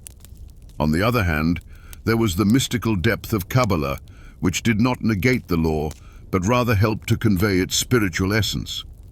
Both these paths, the rational and the mystical, led to a single goal: the search for meaning, connection with God, and the aspiration to live not just correctly, but profoundly. After centuries of existence in exile, Europe's Jewish communities approached a pivotal moment that was destined to forever transform their status. A slow and arduous process began, known as emancipation, the liberation from a system of official restrictions. Prior to this, Jewish people were almost universally deprived of civil rights. They could not own land, hold public office, participate in elections, obtain higher education, or expect equality before the law. Their existence was confined within the narrow bounds of special legislation, ghetto walls, and persistent public distrust. However, in the late 18th century, under the influence of Enlightenment ideas, a new concept began to take hold in Europe. All people should possess equal rights, and a person's worth should be determined by their civic virtue, not their religious affiliation. For the first time, these revolutionary ideas gained the force of law in France. In the year 1791, French Jewish people received full civil rights. They were no longer compelled to live in segregated quarters, pay humiliating taxes, or conceal their faith. For the first time in centuries, the doors to professions like doctor, civil servant, writer, or deputy opened to a Jewish person on equal footing with any other citizen of the country. Gradually, other European states followed this path, albeit at varying speeds and with differing degrees of resolve. In Germany and Austria, emancipation progressed through a series of reforms and compromises. In Italy, it became closely intertwined with the process of national unification. And in England and the Netherlands, Jewish people attained equal rights comparatively early. And so, the walls of physical ghettos crumbled. But no one yet suspected that they would be replaced by an invisible struggle for the very soul of a people torn between loyalty to the past and the promises of the future. The new horizons that opened before European Jewish people were met by many with immense enthusiasm. They eagerly immersed themselves in secular culture, pursued university education, and made significant contributions to scientific research, finance, and political life.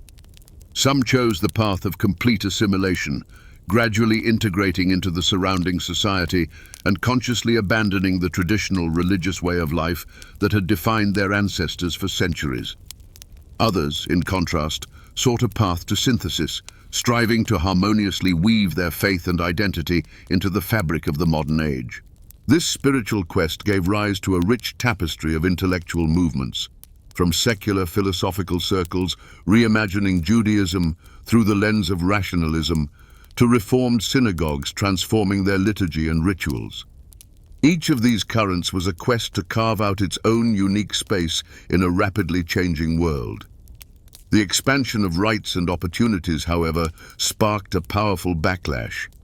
The 19th century witnessed the birth and rise of an unprecedented form of animosity, one no longer rooted in religious dogma, but in socio-political and racial ideologies. This phenomenon was christened anti-Semitism. While in the Middle Ages, Jews were persecuted as infidels, now the accusations took on an entirely different guise. They were blamed for their economic achievements, their perceived insularity and foreignness to national cultures, and were accused of a clandestine ambition for global dominance through financial and political leverage. This era saw the proliferation of venomous caricatures, inflammatory pamphlets, and conspiracy theories, all painting a vivid picture of the imagined Jewish threat. One of the most resounding and tragic manifestations of this new anti-Semitism was the Dreyfus affair in France. In 1894, Captain Alfred Dreyfus of the French General Staff, who was of Jewish descent, was accused of treason and espionage. His ethnic background became a pivotal factor, making him the ideal suspect in the eyes of the military establishment. Despite a highly flimsy evidentiary basis, he was convicted and sentenced to life imprisonment. French society fractured into two irreconcilable camps. One fiercely demanded harsh punishment for the supposed traitor, while the other insisted on his innocence and a review of the case. The climax of this struggle was the famous open letter by the writer Émile Zola, titled J'accuse, in which he boldly defied the entire state apparatus, exposing its lies and the fabrication of evidence. Ultimately, the investigation confirmed Dreyfus's complete innocence. He was exonerated, but French society was forever altered. This affair served as a painful lesson, starkly demonstrating how fragile and vulnerable the position remained even for those Jews who considered themselves fully integrated into the fabric of European nations. A starkly different picture emerged in the eastern reaches of the continent, most notably within the Russian Empire, where the Jewish population never achieved emancipation. Here, they continued to endure under the most severe legal restrictions, confined within the boundaries of the so-called Pale of Settlement, a vast territory encompassing lands that are now modern-day Ukraine, Belarus, Lithuania, and parts of Poland. Any attempt to move beyond this zone, secure a higher education, or enter public service was either entirely forbidden or met with nearly insurmountable barriers. Jews were not permitted to own land. They were often barred from settling in rural areas, and even in cities, they encountered myriad forms of discrimination. This system of segregation was compounded by pervasive hatred, actively stoked by both government officials and church propaganda. During periods of social crisis, economic turmoil, or political instability, Jewish communities conveniently became the preferred scapegoats. Following the assassination of Emperor Alexander II in 1881, a monstrous wave of pogroms swept across the country. Maddened mobs stormed Jewish quarters, ransacked shops and workshops, set fire to homes and synagogues, and brutalized and murdered their inhabitants. Representatives of the authorities typically remained indifferent onlookers, and at times even tacitly encouraged the violence. One of the most horrific tragedies was the Kishinev pogrom in 1903. Over several days, dozens of people were brutally murdered, hundreds were maimed, and their homes were looted and destroyed. The world press reported on this massacre with horror, yet within the Russian Empire itself, it elicited virtually no reaction from the authorities. Furthermore, in the years that followed, pogroms only intensified, sending a grim signal: there was no protection to be expected from the state. The realization of complete defenselessness in the face of violence and state tyranny provoked a mass exodus. Beginning in the late 19th century, millions of Jews left Eastern Europe. Their paths led to the United States of America, Great Britain, and other countries, as well as to Palestine, which many considered their historical homeland. These individuals journeyed across the ocean not in pursuit of wealth, but in search of basic safety. Their primary dream was the ability to live, work, raise children, and practice their faith without experiencing constant fear for their lives. Parallel to this desperate struggle for civil rights and physical survival, equally profound and complex processes were unfolding within the Jewish world itself. Confronted by the challenges of modernity, many pondered the future of faith, traditions, and the very essence of Judaism. Within communities, heated debates erupted. Some saw salvation in reforms and renewal, while others called for a return to spiritual and mystical roots. It was on this fertile ground that two powerful and, in many ways, opposing movements emerged. The first of these was Hasidism, which originated in Eastern Europe in the mid-18th century. Its founder is generally considered to be the righteous and mystic Rabbi Israel ben Eliezer, who became known to history as the Baal Shem Tov, or the Master of the Good Name. Thus, at a crossroads of epochs, the Jewish world faced a dual challenge: how to survive in a hostile external world and how to preserve its soul, choosing between the path of renewal and the road back to the faith's hidden origins. His teachings were born not within the walls of elite academies, but in the thick of life in poor Jewish shtetls, where he connected with simple artisans and merchants. He proclaimed that serving the Almighty was not solely the domain of scholars of sacred texts or the path of strict ascetic practices. True holiness could be found through joy, through prayer from the heart, through dance and song. Any action, even the most mundane, he asserted, gained sacred meaning if performed with sincere faith and love. This teaching, which became known as Hasidism, rapidly won the hearts of the common people. In a world full of hardship and humiliation, Hasidism offered people an inexhaustible source of comfort and inner strength. It instilled the belief that God is always near, not on the pages of ancient tomes, but here and now, in every moment of life. Around charismatic spiritual leaders, known as tzaddikim, or righteous ones, cohesive communities began to form. These mentors were not merely teachers to their followers. They served as advisors, helpers, and inspirers, guiding them on their life's journey. Hasidism transformed from a religious movement into a complete way of life, with its unique music, special celebration traditions, distinctive dress, and prayer forms. However, such an emotional and mystical approach was bound to provoke rejection from adherents of a more rigorous and rational Judaism. Talmudic scholars, whose lives were devoted to the meticulous study of the law, accused Hasidim of neglecting traditional norms and deviating from age-old establishments. This sparked a deep internal schism, leading to conflicts that persisted for decades.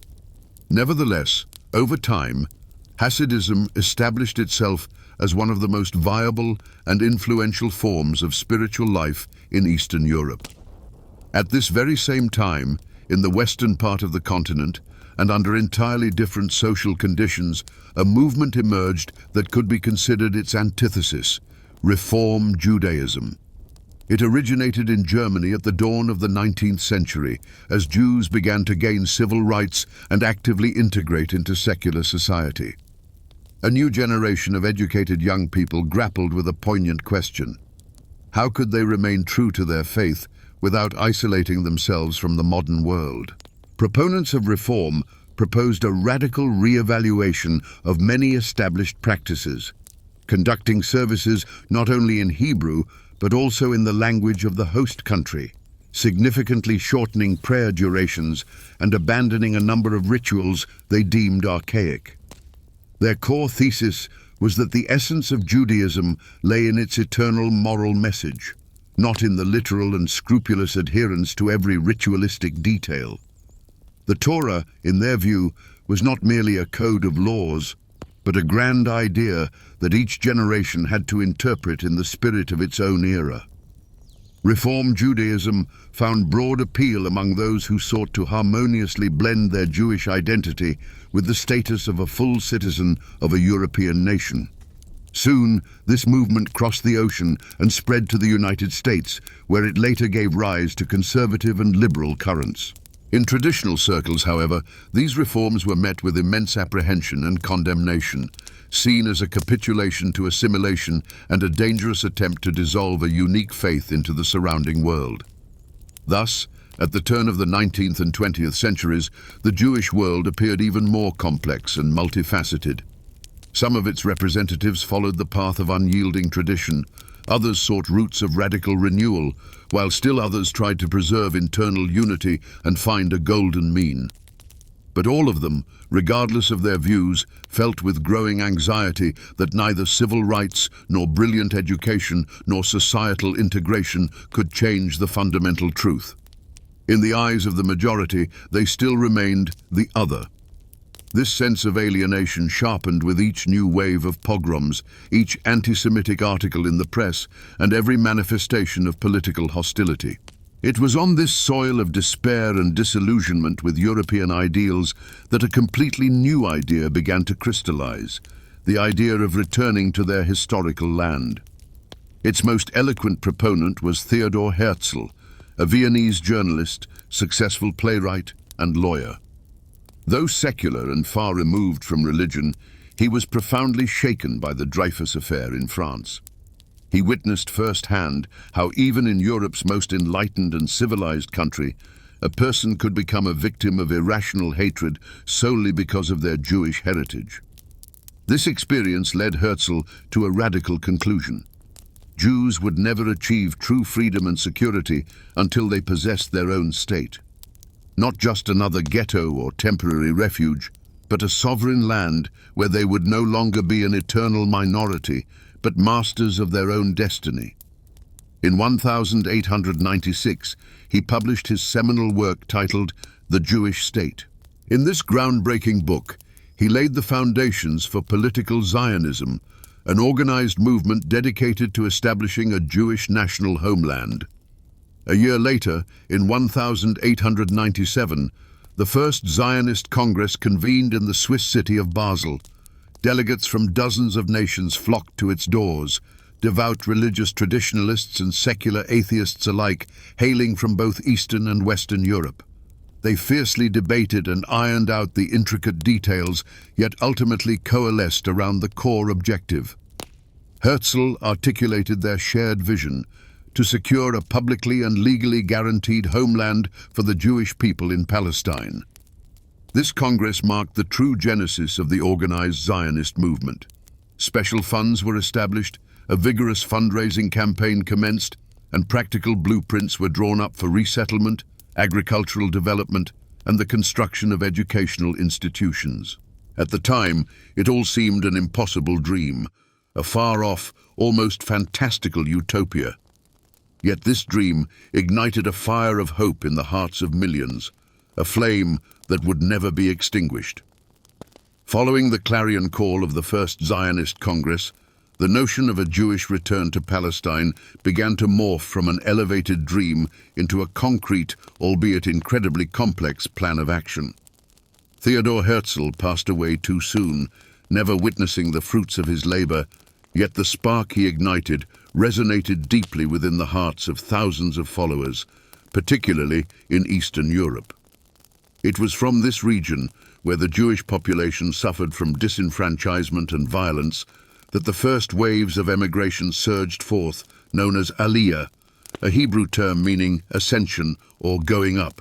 The first Aliyah began even before Herzl's era in 1882, emerging as a direct consequence of the pogroms, destitution, and brutal discrimination rampant within the Russian Empire.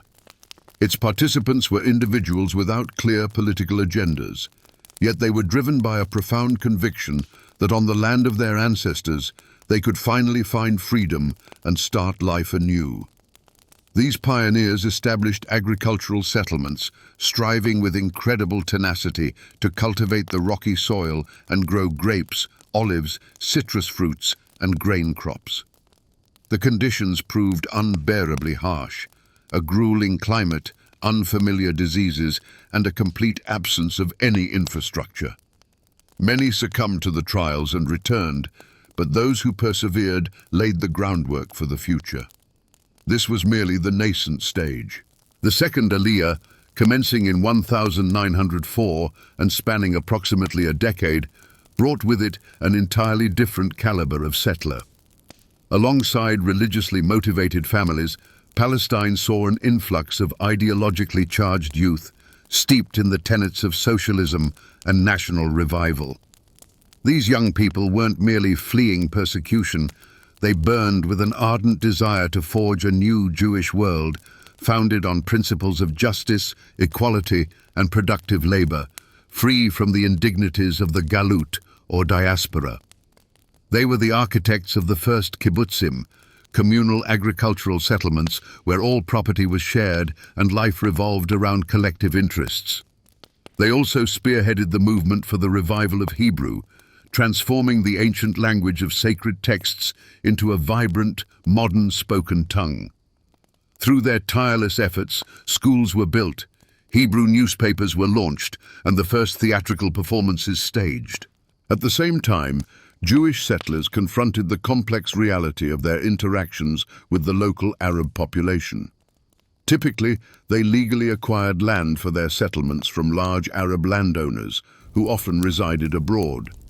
However, these transactions frequently ignited sharp resentment among the local fellahin peasants who had lived and tilled these lands for centuries without formal ownership rights. And while the initial years saw numerous instances of peaceful coexistence and cooperation, as the number of Jewish immigrants grew and their settlements expanded, tensions steadily mounted. The situation fundamentally shifted after the conclusion of the First World War. The Ottoman Empire, which had ruled Palestine for centuries, suffered defeat and dissolved. Control over these strategically vital territories passed to Great Britain, and it was at this very juncture that an event occurred, proving pivotal for the entire Zionist movement. In 1917, British Foreign Secretary Arthur Balfour dispatched an official letter to Lord Rothschild, a prominent leader within the United Kingdom's Jewish community. This document, which has since entered the annals of history as the Balfour Declaration, stated that His Majesty's government viewed with favour the establishment in Palestine of a national home for the Jewish people and would utilise its best endeavours to facilitate the achievement of this objective. Despite its deliberately cautious and somewhat vague phrasing, This marked the first time in history that one of the world's leading powers officially recognized the Jewish people's right to their own land. For Zionists, it represented a triumph and a crucial diplomatic breakthrough. However, for Palestine's Arab population, which at the time constituted the overwhelming majority, the declaration resonated like a foreboding alarm bell, sparking deep apprehension and a premonition of future upheaval. In 1920, the League of Nations officially granted Great Britain the mandate to govern Palestine, initiating a period that extended until 1948. Under the terms of the mandate, Britain was obligated to facilitate the establishment of a Jewish national home, while simultaneously guaranteeing the civil and religious rights of all inhabitants of the territory, including Arabs. In practice, this task proved nearly impossible to fulfill. Thus began a long and agonizing period, where the hopes of one people clashed with the fears of another, and a great power found itself cast in the role of arbiter, attempting to reconcile the irreconcilable. The ceaseless stream of Jewish settlers pouring into their historic homeland gained renewed momentum after 1919 with the onset of the so-called Third Aliyah. This wave brought to the land of Palestine individuals fleeing the ruins of post-war Europe and the flames of the Russian Civil War. For the most part, these were young people, educated, ideologically charged, and burning with a desire to build a new reality on ancient land, literally from sand and stone. Through their efforts, agricultural communes, the kibbutzim, expanded, new settlements were founded, and basic infrastructure was fortified, while the crowning achievement of this intellectual and constructive surge was the establishment of the Hebrew University of Jerusalem in 1925. The Fourth Aliyah, which commenced in 1924, introduced a different social fabric. Predominantly, middle-class individuals arrived from Poland, small entrepreneurs, skilled artisans, and entire families who brought with them not only their savings, but also an urban way of life. It was they who formed the pulsating heart of future Jewish urban centers, opening workshops, shops, and establishing new residential districts. This rapid economic growth, however, also had a downside. It fueled escalating tensions in relations with the Arab population. The culmination of this confrontation came with the tragic events of 1929, when Jerusalem, Hebron, and Safed were engulfed by a wave of Arab pogroms. The massacre in Hebron in particular proved monstrous, with dozens of Jews brutally murdered, their ancestors having lived side by side with Arabs for centuries. This event sent a profound shockwave through the entire Jewish community and shattered the last illusions. It wasn't about localized discontent, but a deep existential conflict that was only gaining momentum. The early 1930s saw the onset of the Fifth Aliyah, triggered by the Nazi rise to power in Germany. Now, a torrent of refugees streamed into Palestine, saving not merely their possessions, but their very lives from persecution and complete disenfranchisement. With them arrived the crème de la crème of European intelligentsia, doctors and engineers, architects and musicians, who made an invaluable contribution to economic and cultural development. But the more settlers there were, the more intensely Arab anger flared, compelling the British Mandate authorities to implement severe measures. Following the large-scale Arab revolt that erupted in 1936, immigration was sharply curtailed. The British Mandate administration found itself caught in a vice between two warring peoples. In its attempts to find a compromise and appease both sides, it ultimately provoked discontent from Arabs and Jews alike. For the latter, this was a time of dual struggle, building the foundations of their future and engaging in armed resistance. Underground militant organizations emerged, the Haganah, the Etzel, and the Lehi, which first fought against Arab armed groups and then against British authorities. Simultaneously, despite external pressures, the Jewish community tirelessly worked to lay the groundwork for future sovereignty. A taxation system was introduced, an ambulance service was created, a network of schools developed, and agriculture thrived. By the beginning of the Second World War, the Jewish population of Palestine already numbered over 400,000 people. The idea of independence was no longer an abstract dream. It had transformed into a concrete goal, a matter only of time and the price to be paid. After the nightmare of the Second World War and the Holocaust, when Nazi Germany implemented its plan for the systematic extermination of approximately 6 million Jews in gas chambers, execution pits, and death camps like Auschwitz, Treblinka, and Majdanek, the Jewish people stood on the brink of catastrophe. Entire worlds, centuries-old centers of Jewish culture and scholarship in Eastern Europe, were wiped off the face of the earth.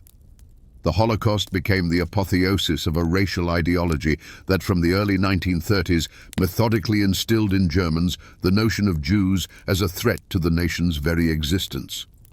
When the war ended, hundreds of thousands of concentration camp survivors found themselves stateless, without family or citizenship, wandering through displaced persons camps. In these circumstances, the idea of a national home transformed from a political dream into an existential necessity, the sole path to salvation. Against the backdrop of the collapsing British Empire, the fate of Palestine became one of the central issues in global politics. In November of 1947, the United Nations General Assembly voted for a plan to partition the territory into two states, a Jewish one and an Arab one, with a special international status for Jerusalem.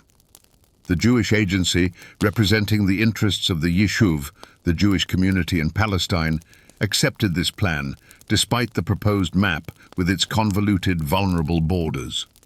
The Arab world, in turn, categorically rejected it, not recognizing the very right of Jews to their own state and deeming the partition an historical injustice. The resolution was adopted, and before the ink was even dry, a grim certainty was already taking root in the Middle East. This land's fate would be decided not by diplomats around a negotiating table, but by the clash of arms on the battlefield.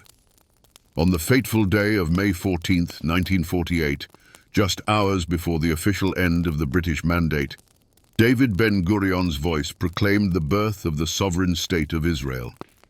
From its very first moments, the newborn state found itself engulfed by a fiery ring of hostility, surrounded by Arab nations whose combined military might vastly outnumbered its own. Less than 24 hours later, on May 15th, a coalition comprising Egypt, Syria, Iraq, Lebanon, and Transjordan, the future Jordan, launched a full-scale invasion. The hostilities, known to history as the War of Independence, concluded in 1949 with a series of armistice agreements. Despite staggering losses and a dire shortage of heavy weaponry, Israel not only managed to withstand the onslaught, but also expanded its territory beyond the borders proposed by the United Nations partition plan. However, these agreements failed to result in a full-fledged peace treaty, leaving the region in a state of frozen conflict.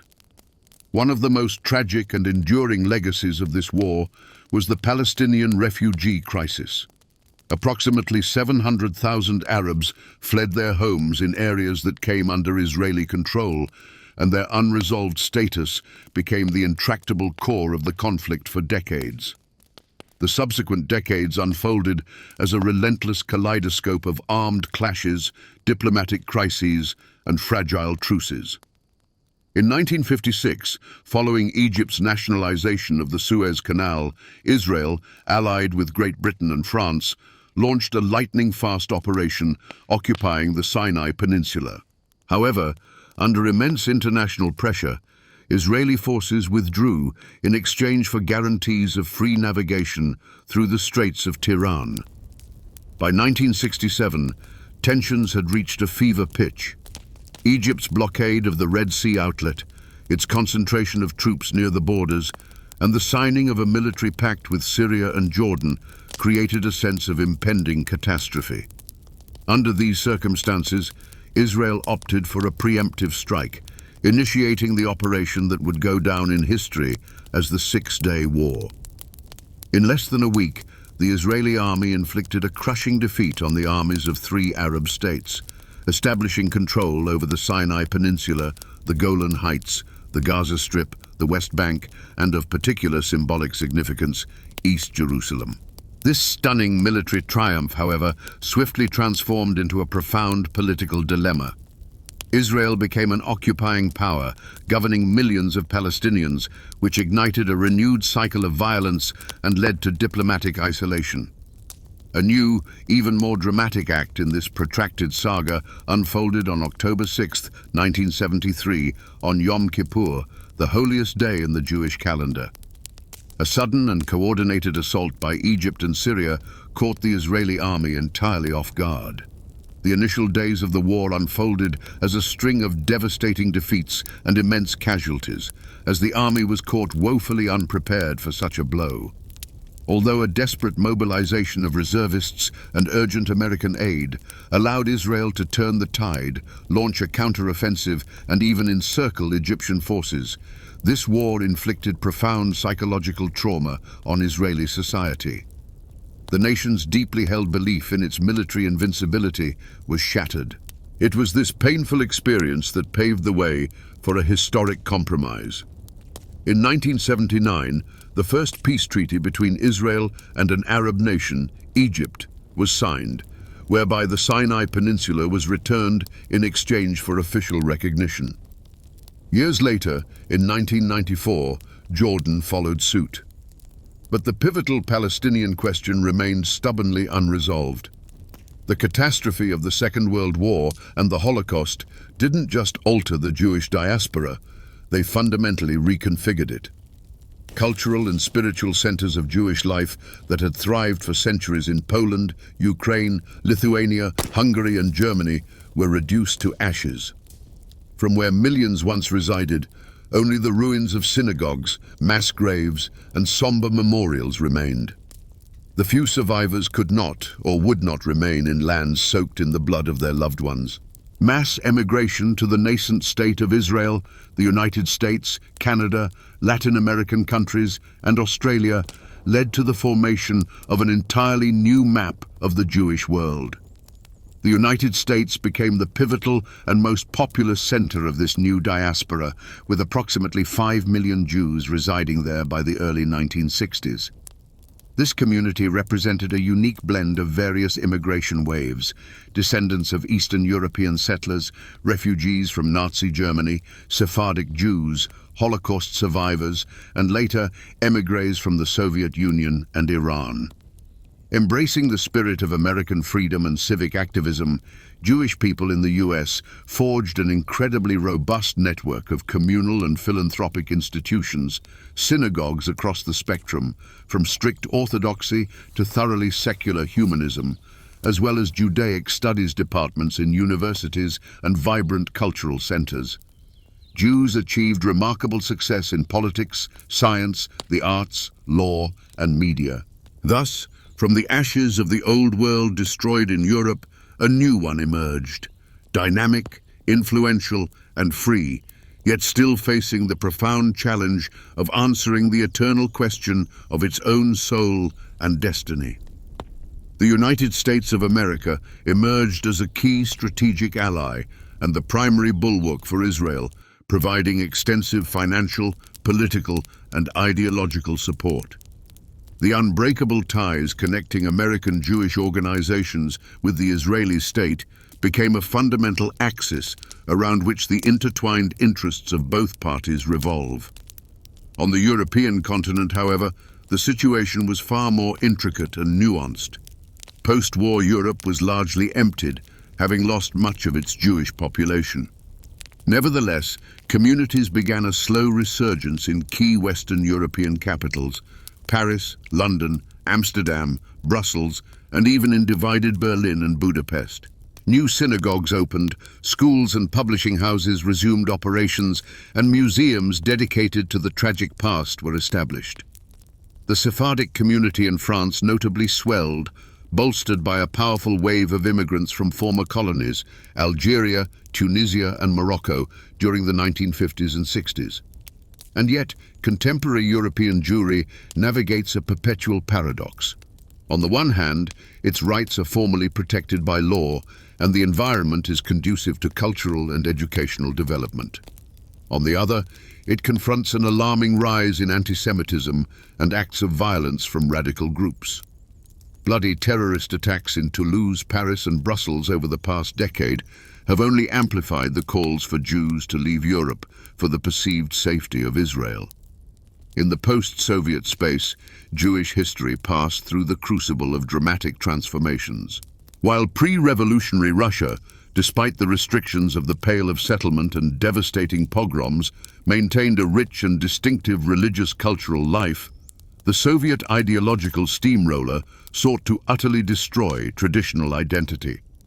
The closing of Jewish schools, surveillance of synagogues, and the forced underground existence of Judaism led to a rupture between generations. However, starting in the late 1980s, a true renaissance began. Cultural centers, youth clubs, and schools started to appear in Russia, Ukraine, Belarus, and other former republics, and restored synagogues opened their doors in Moscow, Kiev, and Minsk. This resurgence occurred against the backdrop of one of the largest exoduses in recent history, as a vast number of Soviet Jews emigrated to Israel, Germany, and the United States. The remaining communities continue to develop, but face the challenges of dwindling numbers and high rates of assimilation.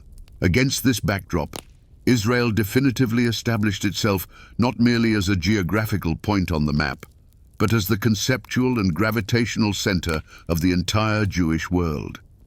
This is a state that has absorbed millions of returnees from all corners of the globe, endured a succession of wars and crises, and, against all odds, managed to build one of the most dynamic economies on the planet. Today, Israel is a high-tech powerhouse, boasting a per capita GDP comparable to leading European countries.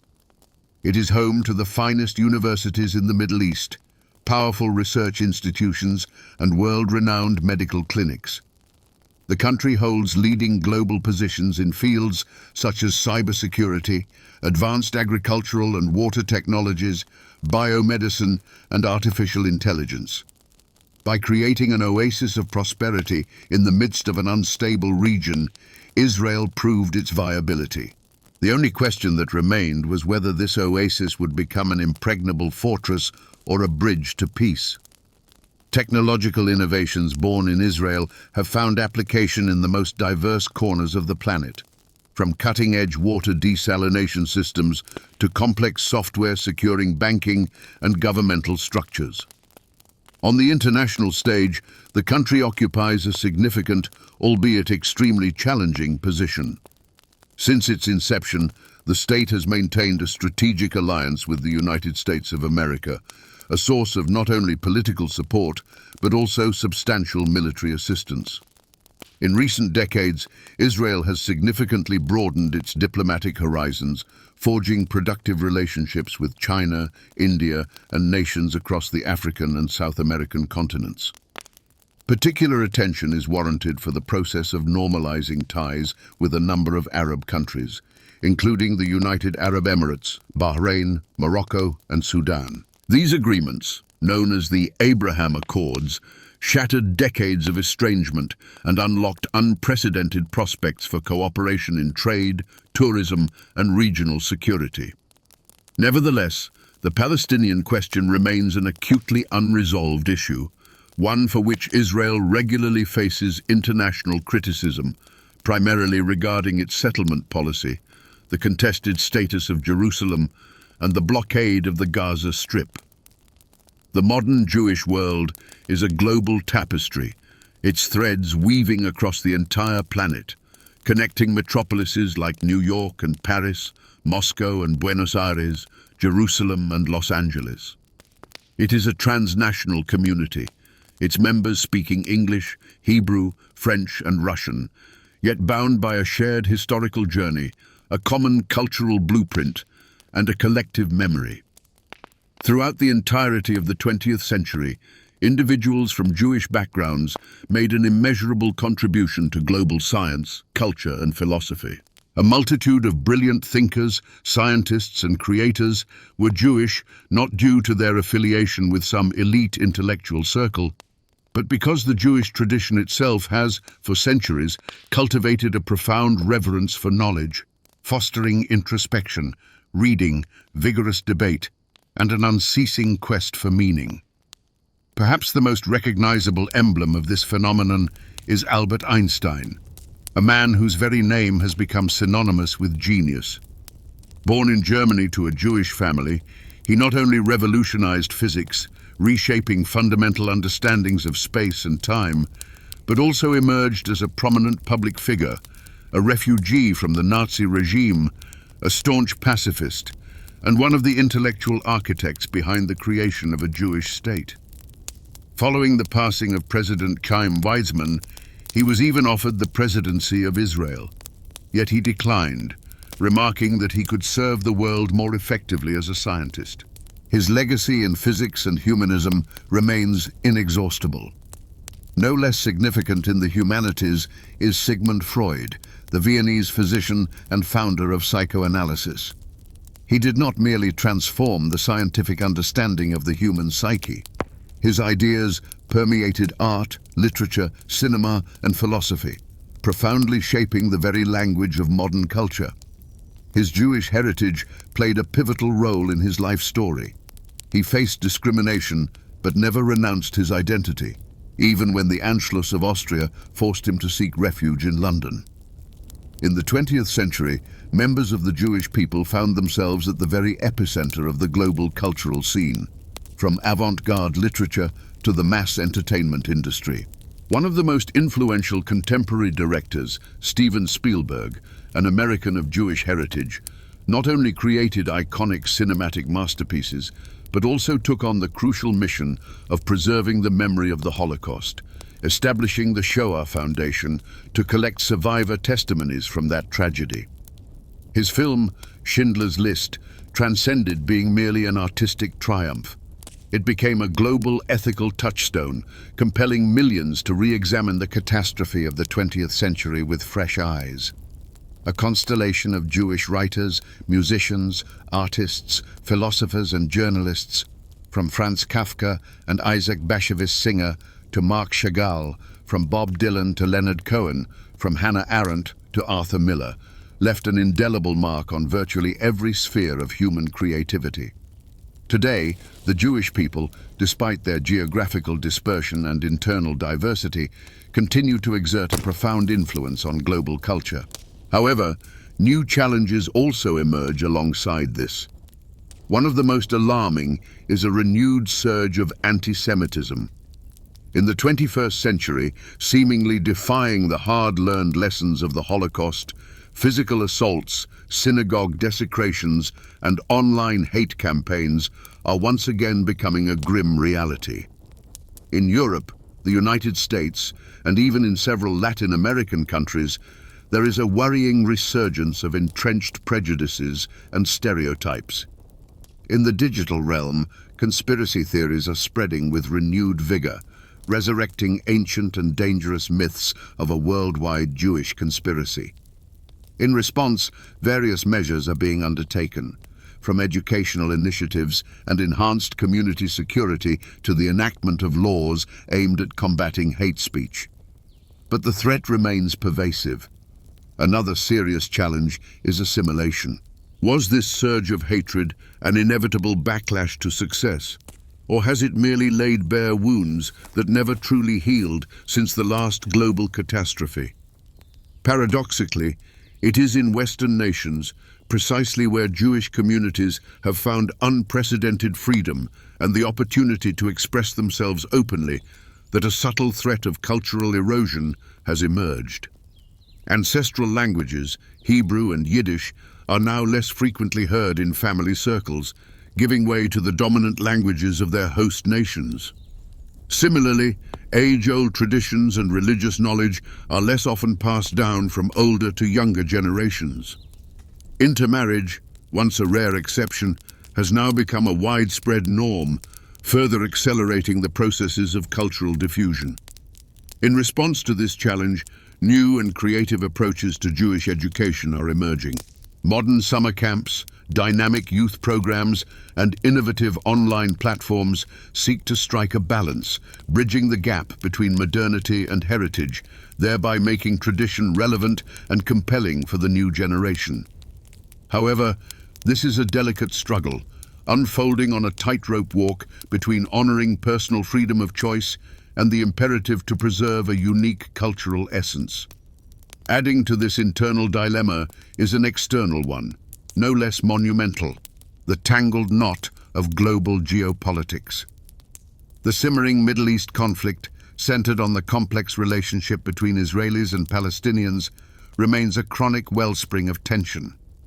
Despite countless attempts at peaceful resolution, undertaken in Oslo, Camp David, and through other international forums, core issues, the status of Jerusalem, border delineation, and the rights of Palestinian refugees, remain stubbornly unresolved. The situation is further exacerbated by protracted domestic political crises, the actions of extremist factions on both sides, and frequently destructive interference by external regional and global powers. The fallout from this enduring conflict spills far beyond the region's borders, painfully impacting Jewish communities across the globe. Each new escalation in the Middle East nearly invariably triggers a surge in attacks and hostility directed at Jews in Europe and North America. Thus, the modern Jewish world stands at the crossroads of remarkable achievements and existential threats. It continues to be a wellspring of inspiration, gifting the world with exceptional scientists, artists, groundbreaking inventions, and rich spiritual traditions. But simultaneously, it is in dire need of protection, profound introspection, and an honest dialogue about its future, about preserving its memory, and about its role in the rapidly shifting global landscape. The central question it faces today is no longer merely about survival, but about what essence of itself it will manage to preserve in a world that simultaneously bestows unprecedented freedom and harbors an ancient, persistent animosity.